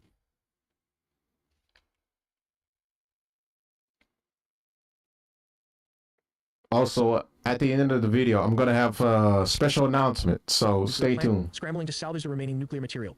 So what does a U.S. second strike actually look like? It unfolds in 3 distinct phases. Phase 1, the blackout using the silent Barker constellation jamming Iranian communication satellites. Bro, it's hot Phase as 2 fuck is the in double here. tap, dropping the massive ordnance penetrator or bunker buster weapon a second time to ensure destruction. More details all in the video ahead. Under the cover of nationwide unrest by the people, Tehran quietly rebuilt the shattered entrances to its nuclear fortresses, betting the world was too distracted to notice. But American satellites were watching, and this time, the Pentagon isn't planning a surgical warning, they are preparing a decapitation strike to end the threat permanently. The U.S. goal was simple: counterproliferation. Break the centrifuges, smash the machines, and go home. But 6 months later, in January 2026, the strategic calculus has changed. Intelligence confirms Tehran is rebuilding the entrances to the Fordow and Natanz nuclear sites under the chaos of nationwide protests. Worse, the IRGC has begun a brutal, Tiananmen-style crackdown on over 340 protest sites. This time, Washington isn't looking to just break machines. This is a punitive and decapitation strike. The objective is total overmatch. destroying the regime's ability to govern and effectively aiding the revolution from the air. This is how the U.S. executes the second strike. Before a single missile leaves a launch tube, the war begins in silence. This is Phase 1, the Blackout. The United States initiates an invisible strike designed to blind Tehran instantly. High above, Space Force operations, likely utilizing the classified Silent Barker constellation, begin jamming Iranian communication satellites. In seconds, the link between the Central Command in Tehran and the provincial IRGC commanders is severed. Simultaneously, U.S. Cyber Command triggers pre-planted malware within Iran power grid, a digital weapon similar to the rumored Nitro Zeus program. The result is catastrophic for the defense. Tehran plunges into darkness. Air defense radars flicker and fail, and the leadership is left blind, deaf, and panicked. Since June, Iran has hidden its surviving mobile air defenses, the Bavar 373 and Russian-made S-400s. To hunt them, the U.S. Navy sets a trap. They launch hundreds of ADM-160 MALDs, miniature air-launched decoys. To an Iranian radar operator staring at a chaotic screen, these look exactly like a squadron of F-16s or F-15s screaming toward the capital. The bait is taken. Iranian radars light up to track the invasion force. That is the moment they die. Flying silently in the shadows, F-35s and F-22 Raptors lock onto the electromagnetic signals of the active radars. They unleash this advanced anti-radiation guided missiles. The Iranian air defense network isn't just suppressed, it is dismantled. Let's look at Phase 3. With the sky blinded and the defenders dead, the heavyweights arrive. This is the core of the strike, Phase 3. Taking off from Whiteman Air Force Base in Diego Garcia, the B-2 Spirits approach the hardened mountains of Fordo. Since the first strike, Iran has poured deeper concrete. A single bomb might not be enough, so the U.S. Air Force executes a tactic known as double tapping. The first bomber drops a GBU-57. It's a massive ordnance penetrator. It slams into the mountain, blowing open the newly reinforced blast doors. Seconds later, a second bomber drops its NOP directly into the crater created by the first. The second bomb travels vastly deeper into the mountain before detonating. The resulting shockwave doesn't just damage the facility, it collapses the mountain from the inside out. The final phase marks the biggest shift from 2025. We aren't just hitting nuclear sites anymore, we're targeting the regime's survival. From the depths of the Persian Gulf, the U.S. Georgia launches a salvo of Tomahawk cruise missiles. Their targets are not factories, but people in command centers. IRGC barracks and intelligence HQs are struck to sever the chain of command, fueling the crackdown on protesters. Finally, to prevent a retaliatory strike on Israel or Saudi Arabia, the U.S. targets the missile cities, the vast underground depots in the Zagros Mountains. The goal is to trap the regime's ballistic arsenal underground, burying their sword before they can swing it. The second strike is designed to be the final word. By combining cyber warfare, space dominance, and the heaviest conventional ordnance on Earth, the U.S. creates a scenario of total overmatch. But here's the question. The B-2 Spirits already hit these targets during Operation Midnight Hammer. So why do we need a second strike? The reason is simple. Intelligence shows they moved critical nuclear material out of the bunkers before and after the first strike occurred. So let's go back and recap exactly what happened during Operation Midnight Hammer. The U.S. deployed 6 B-2 Spirit bombers, each armed with GBU-57 massive ordnance penetrators, deep penetrating bunker buster bombs designed for hardened targets like Fordo. These strikes targeted the mountain ridge directly above the tunnel network and underground enrichment halls, aiming to penetrate the fortified layers and disrupt Iran's nuclear operations. The B-2s also target at least 6 of the known tunnel entrances leading into the facility. Post-strike satellite imagery, along with assessments from weapons experts, confirmed that at least 3 of the 4 main entrances sustained significant damage. Large craters were visible near these access points, indicating a direct hit and probable disruption to the facility's internal infrastructure. Roughly an hour before the B-2s crossed into Iranian airspace, a U.S. Navy submarine launched over 30 cruise missiles, targeting the Isfahan nuclear site. A simultaneous attack from sea and air created chaos and stretched Iranian defenses thin, adding another layer of confusion to an already overwhelming assault. Around 6:40 p.m. Eastern Time, 2:10 a.m. in Iran, the lead B-2 bomber released... Real quick.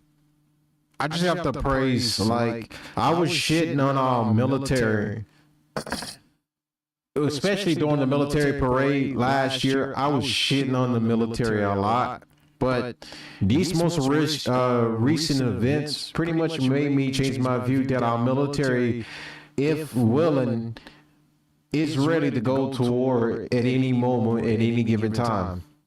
Now, of course, I'm not advocating that. I don't want people to die. I don't want my tax dollars going to it. But this just goes to show you that our military is ready for war whenever, especially when it came to capturing Maduro. When it came to capturing Maduro, this operation only took 2 hours. Of course, it cost billions to probably even do this. We're probably close to like a billion, probably 500 million to a billion. But the point of the matter is our military was ready to go out and commence this operation and in a successful manner. I have to give it praise regardless of how you feel about it or not. It was a successful operation regardless of how you look at it. And that just goes to show you that the military is ready whenever. They're ready to quell a problem whenever a problem arises. So that's very impressive. I just have to say.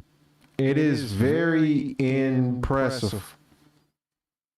Me personally speaking, from the way I see it, I mean, if we were to strike Iran, I would think it's going to be successful. Just going to be completely honest.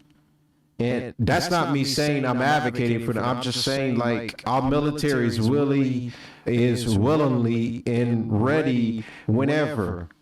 I'm generally shocked because, like, I looked at the military parade last year. Our troops look like shit. Now, of course, this was a mini, like, I guess you could say, ground assault, even though technically speaking, they just got in and they got out. Most of the airstrikes pretty much did all the others, majority of the work, because they're distracting all the military personnel and pretty much keeping them preoccupied while they storm Maduro's castle and take him and his wife. So that's just what I want to say. Looking at this video just reminds me that the U.S. is ready whenever to go execute an operation, and for the most part, it's been successful. Besides Operation Midnight, in my opinion, wasn't successful, and they already moved the uranium already before we even managed to bomb the sites, and we of course let them know ahead of time. So it wasn't really a shock to Iran, because, like, reports came out that Iran and the U.S. already had prior discussions, and they already alerted them to they were going to bomb the nuclear sites. So,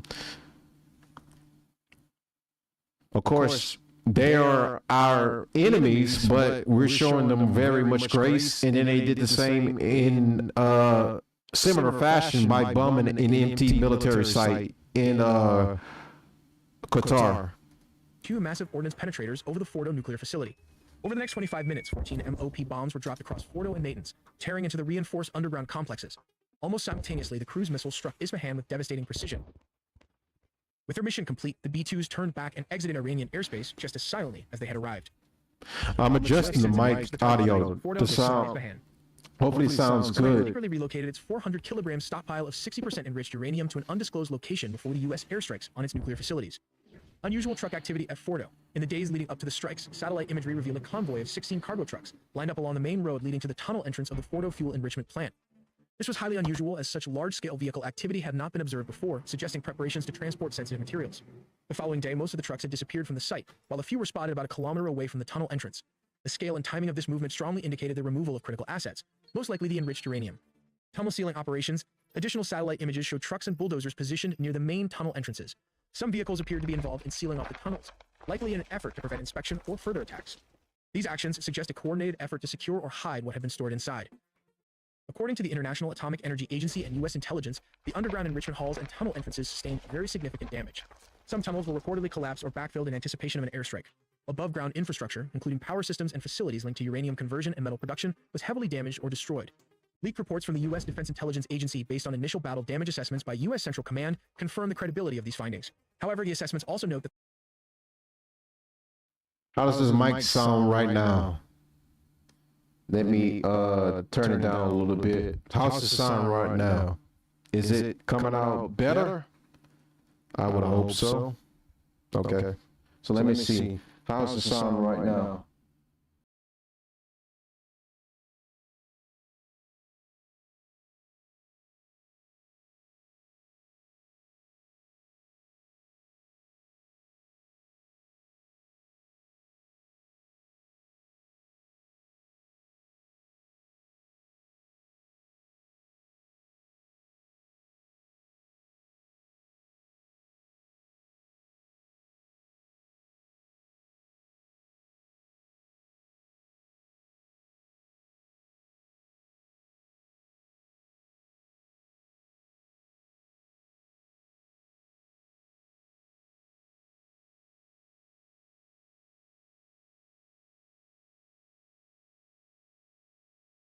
Test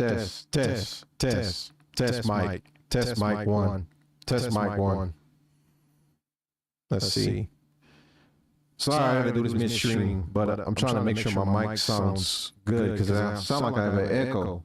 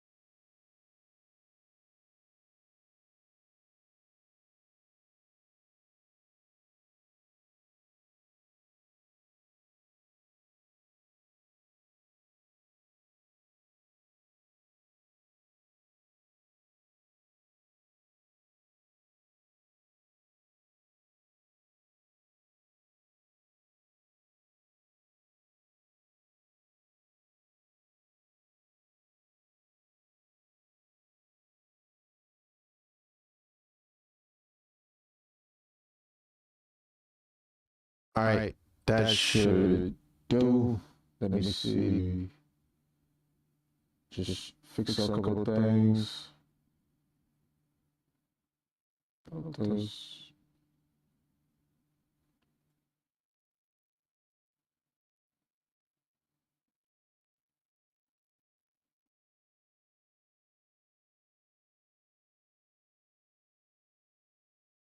All right, that should do.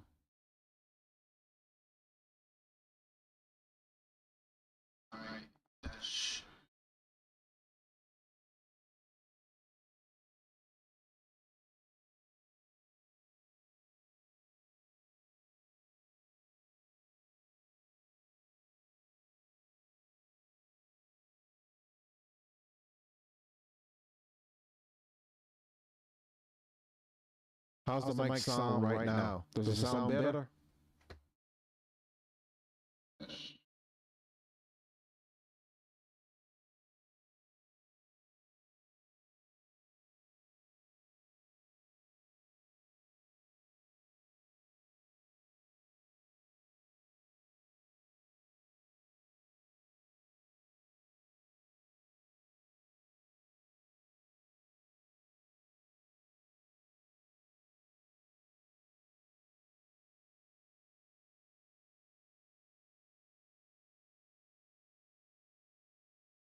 Why do I have the bro?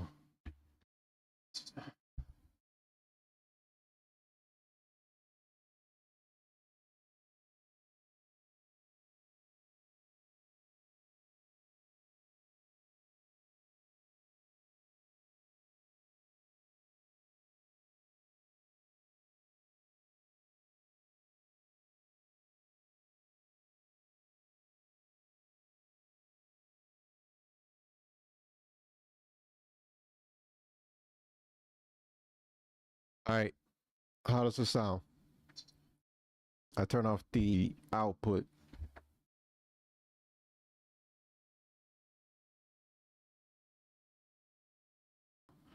Does it sound better?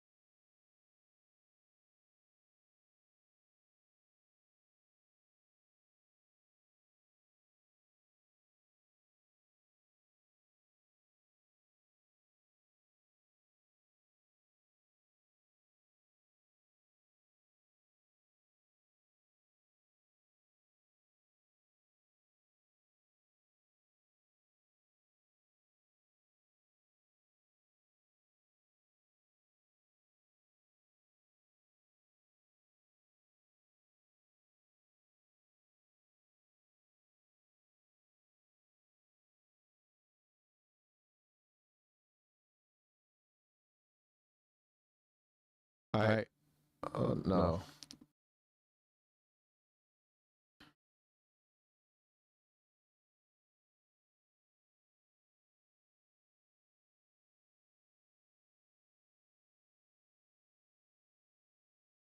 All right. That should do. No. Bro, how do I remove this from?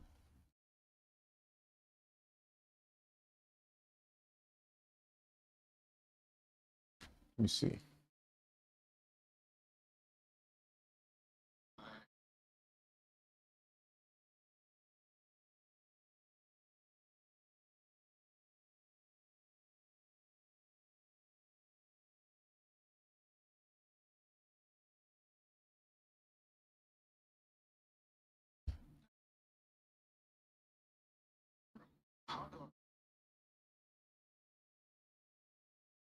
Did I don't know if that did it.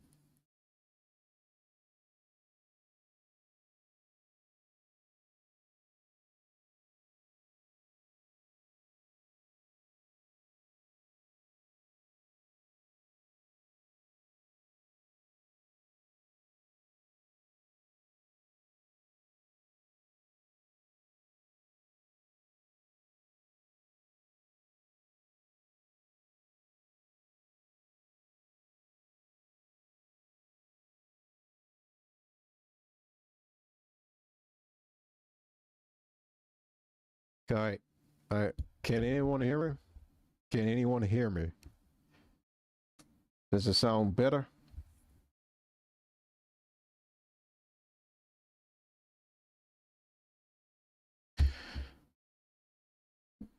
Why is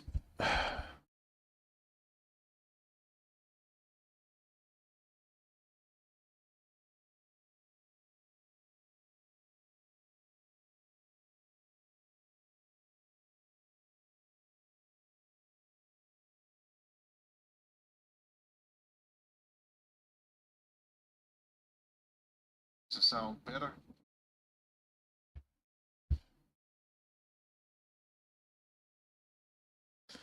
Let me play the video and make sure I can hear the sound.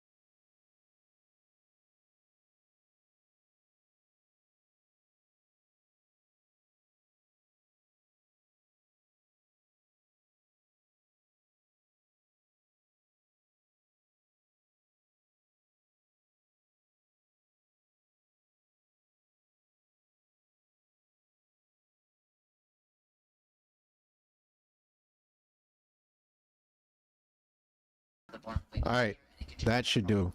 With your mic itself. So one thing that I like to do is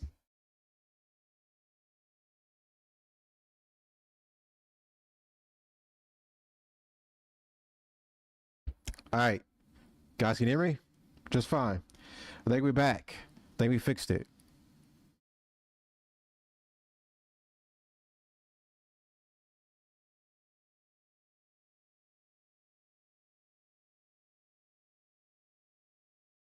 All right, that should do. So one thing that I like to do is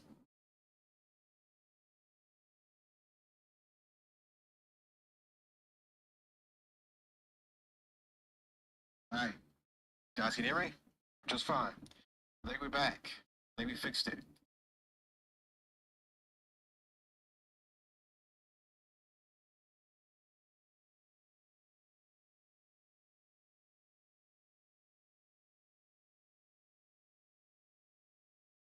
That should do. so one thing that I like to do is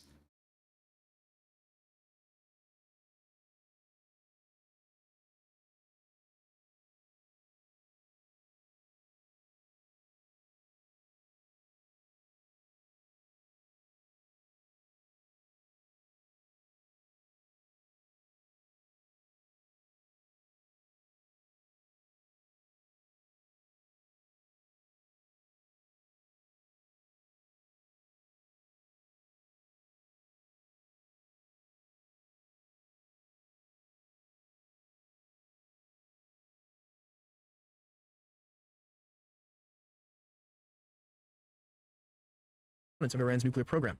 Most centrifuges and enriched uranium stockpiles survived intact. As a result, the DI estimates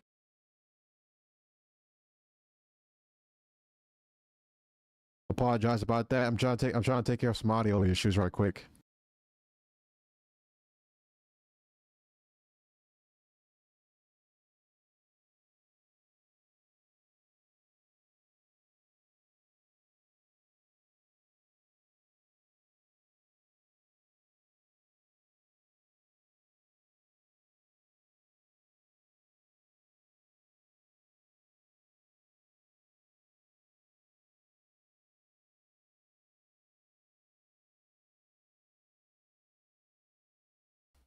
All right, boys, we are back. So, audio's fixed. Sorry about that. I understand people were probably getting a lot of echoing. I'll fix it now. So, bro, let's continue that on. while Iran's nuclear ambitions have been delayed, they have only been set back by a few months, not dismantled. But let's take a look at the possible scenarios where they have hidden these nuclear centrifuges. Evidence and expert analysis suggests Iran may have moved nuclear material from Fordo to several possible locations. One likely option is the underground tunnel network at sites like the Esfahan nuclear complex, which reportedly remain intact after recent airstrikes. Natanz, with its history of underground construction, could also house some of the material. Major nuclear facilities like Isfahan and Natanz have the capacity to store such material, even after partial damage. Iran may also have relocated it to secret or undeclared sites, including military bases like Parchin or unknown underground bunkers. Dispersing the material across hidden locations would reduce the risk of total loss. We also made a deep dive into the sea, air, and land components of the nuclear triad, so subscribe for more videos to not miss a beat.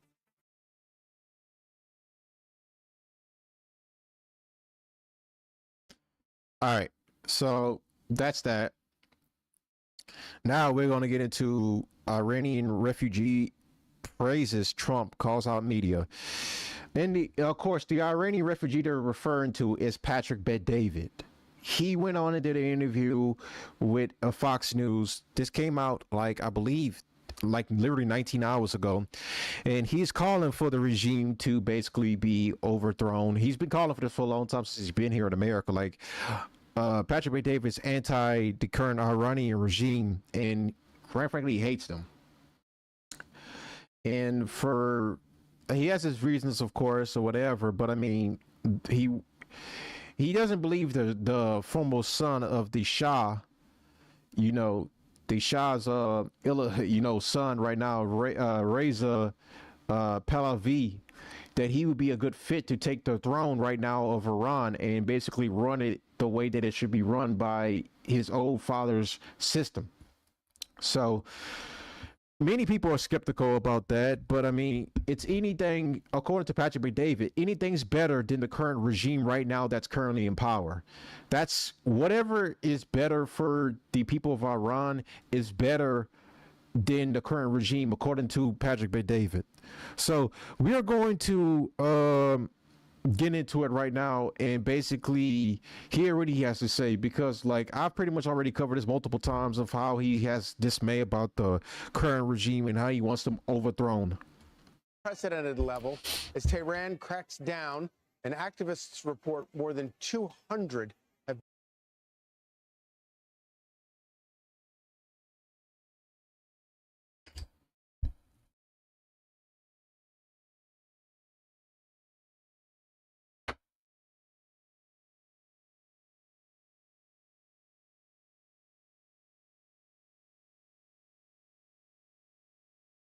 Let's see.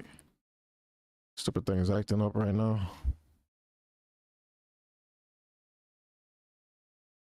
Bruh.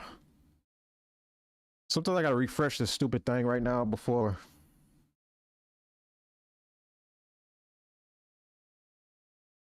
Anyways, like the video. This is getting ready.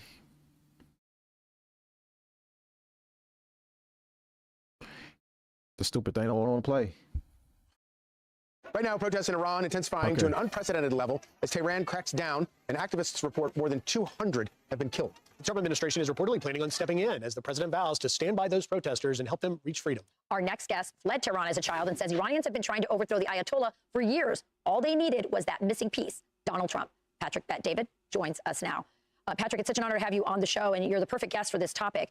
Listen, we just put up a quote from Lindsey Graham, who's definitely in support of President Trump intervening in this case. A lot of people voted for President Trump because they said no more stupid wars. And you understand the implications. I think you understand what has happened in the past. Is this different? If so, why? Rachel, Griffin, Charlie, great to be on with you guys this morning. Here's what's different about it. For 47 years, here's what's been constant. The Iranian people have been wanting to get away from the Islamic Revolutionary Guard for 47 years. For 47 years, the number one candidate that everybody would talk about that could pull this off is the son of Mohammad Reza Shah Pahlavi, which his name is Reza Pahlavi. Everybody wants him to go back and do it. He's supposed to be the savior. The only difference between the last 47 years and today is there's a guy at the White House that they fear in Iran. When I mean fear, they know his threats are not regular threats. There are certain people you fight when he tells you if you say something. Patrick Bet-David is pro-interventionist on every front. You know, one thing we can probably agree on when it comes to Venezuela, but when it comes to Iran, I can 100% disagree with him on this issue, because that it's not our problem to go and get involved in Iran's conflicts right now. The internal conflict that's going on between Iran and its people are not our problem, quite frankly. So he wants us to get involved and basically take the current regime out of power and implement something that's more pro-Western, of course. He wants a pro-Western government, basically, that's going to bring about democracy. And here's where I differ with Patrick Bet-David right here.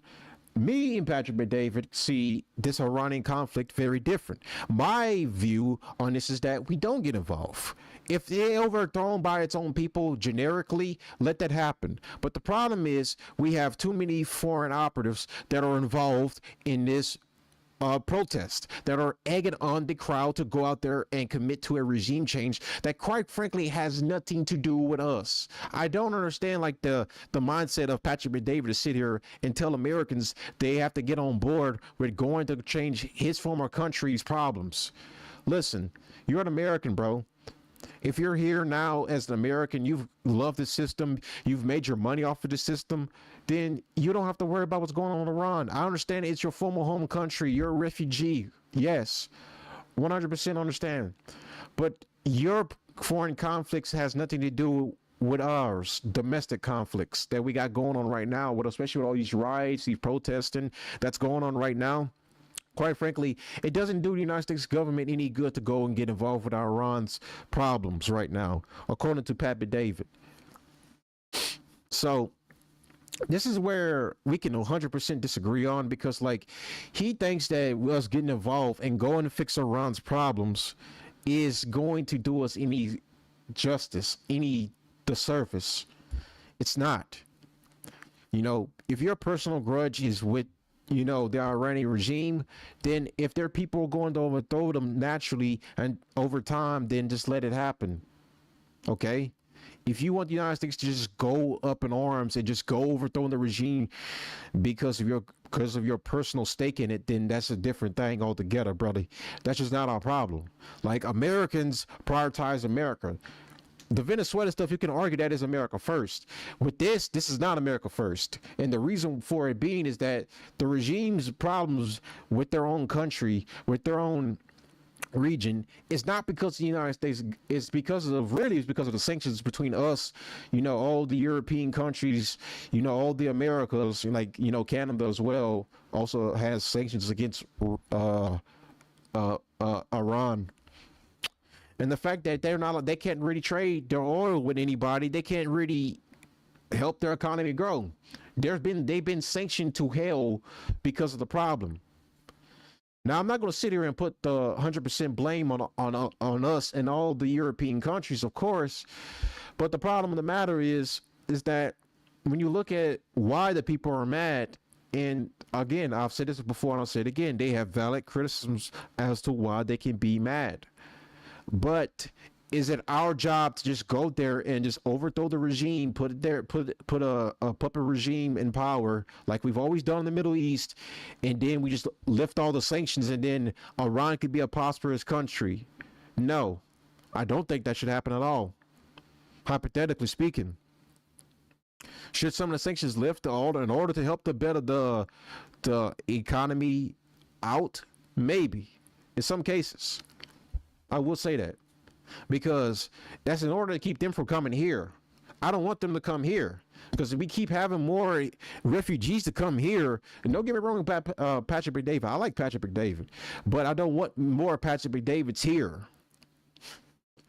So that's my issue with this, that he wants us to go there and fix his country's problems, and I'm saying, no, we should not go and fix your country's problems. Your country can fix its own problems internally.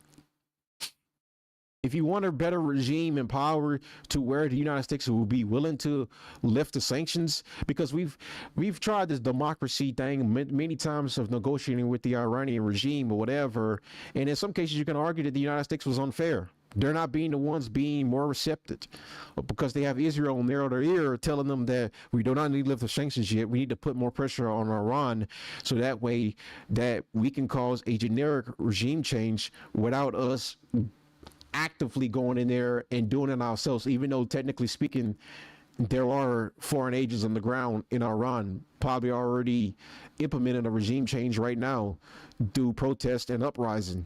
So but that's the type of argument that Patrick McDavid is about to make right now about why he believes President Trump should get involved with this, just like he did with Venezuela. The Venezuela stuff is pretty much fired up Patrick McDavid to go out here and cry for a regime change in Iran. And I'm saying, no, Patrick, we should not get involved in Iran. We don't have a stake in that fight. I'm going to hit you. And you're like, no, this guy's full of it. When President Trump tells you he's going to do something, he does it. Iranians remember when he took out Qasem Soleimani, and they realized this is not a regular guy to play around with. But here's what I will tell you. Emotions are very high right now, very, very high right now. And people around the world who are Iranians that want to go back and see their country, all of us remember the history of Mohammad Reza Shah Pahlavi, how amazing of a job he did. He gets criticized a lot. But to us Iranians who came from there, I was born during that time, and my family stayed in Iran for 11 more years, so I lived in Iran under Khomeini for 11 years. But here's what's happening that media is not talking about. We're hearing reporting about 200 people. Why would Khomeini and Pezeshkian turn off the internet for 3 days? The numbers I'm getting is 2,000, 4,000. Doctors, hospitals sending reports saying these numbers are higher than it is. And there's a couple things going on, but I'll pause here. There may be a follow-up question from you guys. Well, one of the things I think is kind of interesting, and I'd be interested if you have noticed this, I feel like many of the outlets, mainstream media outlets, seem to be ignoring this story. Do you see that? And if they are, why are they ignoring the story? It is a complete blackout on the Iranian, well, politically it goes against what they're doing and what they're standing for, but the reality of it is you got nearly 4,000 people, according to reports that are coming from there. Here's what they're not talking about. This may be the most important thing. They're burning down mosques. Why are you burning down mosques? You see a lot of people holding out signs saying, I'm Persian, but I'm not an Islamist. You hear all these candidates about, hey, I'm going to be able to save Iran, I'm going to be able to do this, and the media not wanting to cover something like this. The most important thing right now is the courageous Iranian people who are on the streets going and doing their part. If we do it right, the combination, remember, sometimes you got to realize God sometimes does certain things in its own magical way. This is the 47th year of the Islamic revolution that happened under Khomeini. And this is the 47th president. If the stars are lined up, if God is watching over us, this may be the first year in 47 years that Iran could be free with a big help by the president of the United States of America, which is President Donald J. Trump. Patrick, just in the last 20 seconds we've got left here, I did want to ask you, because you are old enough to have been born in the pre-1979 era, but to see these protesters in their teens, 20, 30 years old, that have never known anything other than the life under the Islamic regime, it's remarkable to see that. You have to respect what they're doing. They are the heroes. The parents, imagine you're a parent. I got 4 kids. Imagine you go to sleep and your kids are out in the streets. You're talking to your... Imagine this, that during the Iranian Revolution in 1979, when we brought democracy basically to the Middle East and Iran through a dictatorship, of course, that the people rioted against that. And then we got the Iranian, Revolution, which in turn gave this theocratic power instead. And now they want to change the system up again. So they want to reverse from that. They basically kind of go back to the Shah's implementation of Western democracy into Iran. Because women are already complaining about women's rights or whatever. And then over time, Iran's already kind of lifted a lot of their severe women's rights violations against women. They have. So it's interesting to me that they're sitting up here saying that how much Iran hates women this, hates women that. Let me turn my mic down a little bit. But when you look at like the history of Iran, exactly what's really going on in the last couple of years, that you realize that the Iranian regime already did kind of concede on some of its humanitarian rights against some of their citizens. But as Western media would tell you, or as some of these Iranian refugees would tell you, that is not the truth. That's not the truth at all. Quite frankly, the Iranian regime is rough against its people, without mentioning the sanctions that are also implemented against Iran. I get it. They have a stake in this, though, where they hate the regime drove them out or whatever. But in some cases, you can make the argument that it's a double-edged sword. In some cases, you can make the argument that, yes, the U.S. and other European Western countries have led to the destruction and decay of Iran, basically through all these crippling sanctions. And then simultaneously, it's the Iranian government is doing a piss-poor job of really taking care of its people, and being more recipient to commands, especially when it comes to like this proliferation of uranium. But in my opinion, from my perspective, they have been more diplomatic than most. They are willing to talk to the United States, but the problem of the matter is that the United States has Israel up its ass so much, and that Israel is pushing for war. They want to rid the final country that's the pain in their existence, and that is Iran. Iran wants to remain intact the way it is with its governor, with its governance and its people being behind it, because during the 12-day war, it actually brought the people together. Now, since that war happened, it's pretty much kind of worsened its economy in more than one way, and they are no close to using the uranium for their original purpose, which is environmentally strengthen its countries, in ways that uranium could actually be useful for, besides just making nukes, because that's the worst way uranium could be used for. The proper and natural environmental way uranium could be used is to help the country environmentally grow. Uranium power can very much be coming in handy. Let's just say that. Okay. So, but of course, the U.S. believes under the ears of Israel, even though it's complete bullshit, let's just be completely honest, it's just justification for war. They're using it for justification of war. Trump's first thing when he came into office his first term was just get rid of the proliferation agreement. We had the treaty with Iran for them not to enrich at a certain amount. He came in office and ripped it up and says, you know what? We don't need them to enrich uranium at all. We just rather them just stop enriching uranium, because, his the negotiating all this is Howard Lutnick. Howard Lutnick has been negotiating with Iran constantly about how this proliferation of uranium should go. First, he said it should stop enriching it like 60%, down back to its original agreed 3.5%. The problem with that matter is they did that, and then he moved the goalpost again and said that they should not enrich at all. And that's when the Iranian government had internal thoughts that maybe the United States is not serious at all about negotiations with Iran, and that it just wants to basically put them in a Libya situation, because this is what Israel wants. They want them, they said this in an article too, they want the Libya model for Iran. Whereas back, if you don't remember, in Libya, Mahmoud Gaddafi, he basically, let me pull myself up right quick. He basically got rid of his nuclear proliferation because they were also doing the same thing as Iran was doing. They dropped their program completely, stopped enriching uranium, and then they also limited, pretty much abolished their ballistic missiles program completely and were defenseless. And the next thing you know, when Obama came in, the United States government bombed them completely to hell, and Gaddafi was sodomized graphically at that on camera. So in Libya to this day still having civil wars going on internally, so it has never recovered truly. It's completely like destabilized 100%. And this is what Israel and the United States government wants the same when it comes to Iran.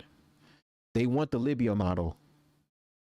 They want to be able to basically put Iran in a very, very defenseless the situation to where they are open for complete and utter annihilation, to where the regime is destroyed, you bring in a public leader, and then you have a government that is subservient to not only the United States, but to Israel. And it would play by the rule book that's led by Israel in the Middle East. Israel becomes the dominant force in the Middle East. That is what Israel wants. That is what they're pushing for. Okay, let's not be naive to the facts right now. The facts of the matter is they want regime change, and they're going to get it one way or the other. So you could take that to the bank whatever way you want. And case in point, look at Trump. Iran is looking at freedom, perhaps like never before. The U.S. stands ready to help President Donald J. Trump. This is from Truth Social. He posted this literally just 2 days ago. If Iran shoots and violently kills peaceful protesters, which is their custom, the United States of America will come to their rescue. We are locked and loaded and ready to go. Thank you for your attention to this matter, President Donald J. Trump. And this one right here was last year around June when the 12-day war was going on. Well, actually, when it just really ended. It's not politically correct to use the term regime change, but if the current Iranian regime is unable to make Iran great again, why wouldn't there be a regime change? MEGA, make Iran great again. So that right there is exactly where we're heading at. We're speeding towards a conflict with Iran to the point where regime change is going to become unavoidable. You know, this is why like more voices online are speaking out against this. Says this is not America first at all. Quite frankly, you could argue Venezuela was, but for this is 100% not in our interest. The Middle East has nothing to do with the United States. Us going to overthrow the Iranian regime and putting in a public government has nothing to do with America's interests. Our greatest allies in the Middle East is Saudi Arabia, by hands down. Even though they play both sides to the matter, Saudi Arabia has its own interest, of course, because it has a lot of great oil besides Venezuela. Saudi Arabia has great oil that the United States buys from them, and we've used that to fund their country. That's why Saudi Arabia looks kind of like a Western country right now. It looks like it looks like Las Vegas right now in the Middle East. We fund them, and in return, we buy their oil and use that to enrich ourselves. So, and this is kind of why it's kind of got like a bunch of idiots on the right that sit there and say Saudi Arabia is really what Israel is, it's the real country that people need to be on watch out for, and the Muslim Brotherhood is going to take over the United States. I don't believe that at all, quite frankly. I don't see evidence of that, because like you have so many super PAC and heavy donors that are pro-Israel and that are of Jewish ethnicity that go there and donate to presidential candidates and local governors and mayors and senators to better serve their cause, not the American cause. So I say this, I end off by saying this, is that what's going on in Iran is a internal feeling, but at the same time that internal feeling is being used against his own people to better serve another country. The Iranian people, I hear what you're saying loud and clear. I hear that you're mad, you're disdain with the government this, you're disdain with the government that, you want them overthrown this, you want them overthrown that. But case in point, that you have bad faith actors that are among you that may look like you, that may be Iranian, but they are there as foreign operatives to intelligence agencies that are using your anger to better serve their agenda. You get what you want. You get the regime change. You get Western democracy to come back to the Middle East, come back to Iran, of course. But at the same time, is it really worth it to basically empower your greatest enemy, Israel? You get greater Israel after that point. If you do realize you get what you want and you overthrow the regime is standing in the way of them becoming powerful. You have to think about this from a logical standpoint. These humanitarian groups that are in America that are advocating for us to go there and basically get involved and overthrow the government don't know anything about Middle Eastern politics. They don't have the slightest clue that if we go there and we get involved, what we're opening ourselves up to. We'll open up a can of worms that we do not need to open up. You know what I mean when I say that? As open up a can of worms that's going to lead to Israel becoming a global superpower. That's exactly what they want. I've mentioned this before, like the stream day before yesterday, my stream before last, actually, not day before yesterday. This is what they're fighting for. They are fighting for a chance to become a global superpower. They want the nukes. They want the globe. They want a position in the trade market.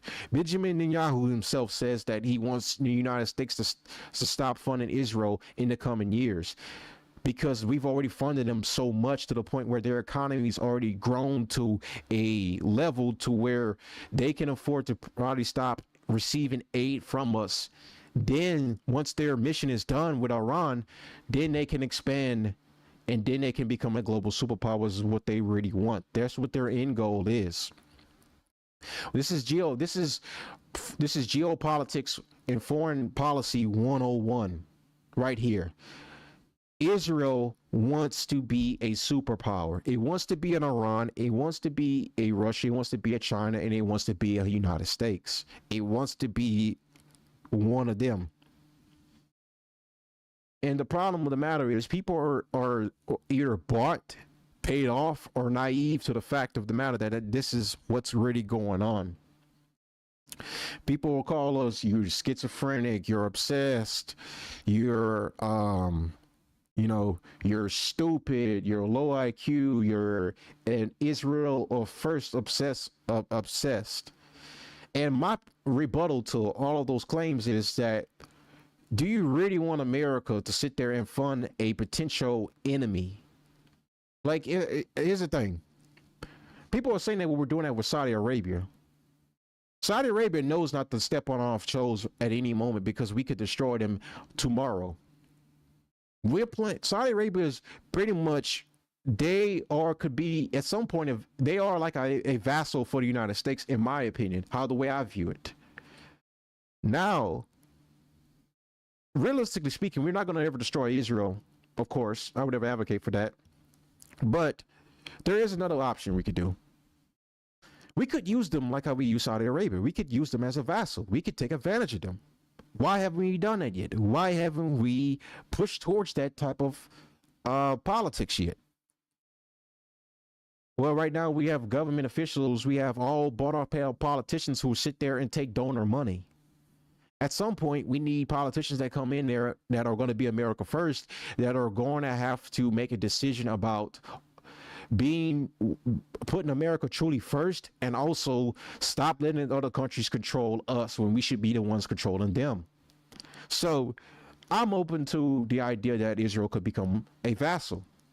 This is possible. And how is that possible?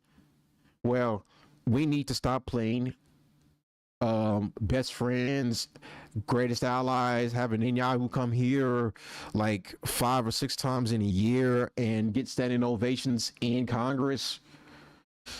No, we need to basically use our power, our influence, and our weaponry, and sit there and demand Israel to play ball with us the way that we want them to be. We want them at arm's length, like how we should want them, not how they want us. They got us right now where they want us at. We should have them where we want them at. So that's my suggestion of how we deal with Israel. Realistically speaking, we're not going to ever truly destroy them, of course, unless they step on our toes completely to the point where we have no choice but to just eradicate them, which, again, I'm not advocating for. But the point of the matter is, we need them as sort of like this vessel, sort of like this pawn that's used by us and only us, okay? This will make sense more if you look it up more as more time goes on.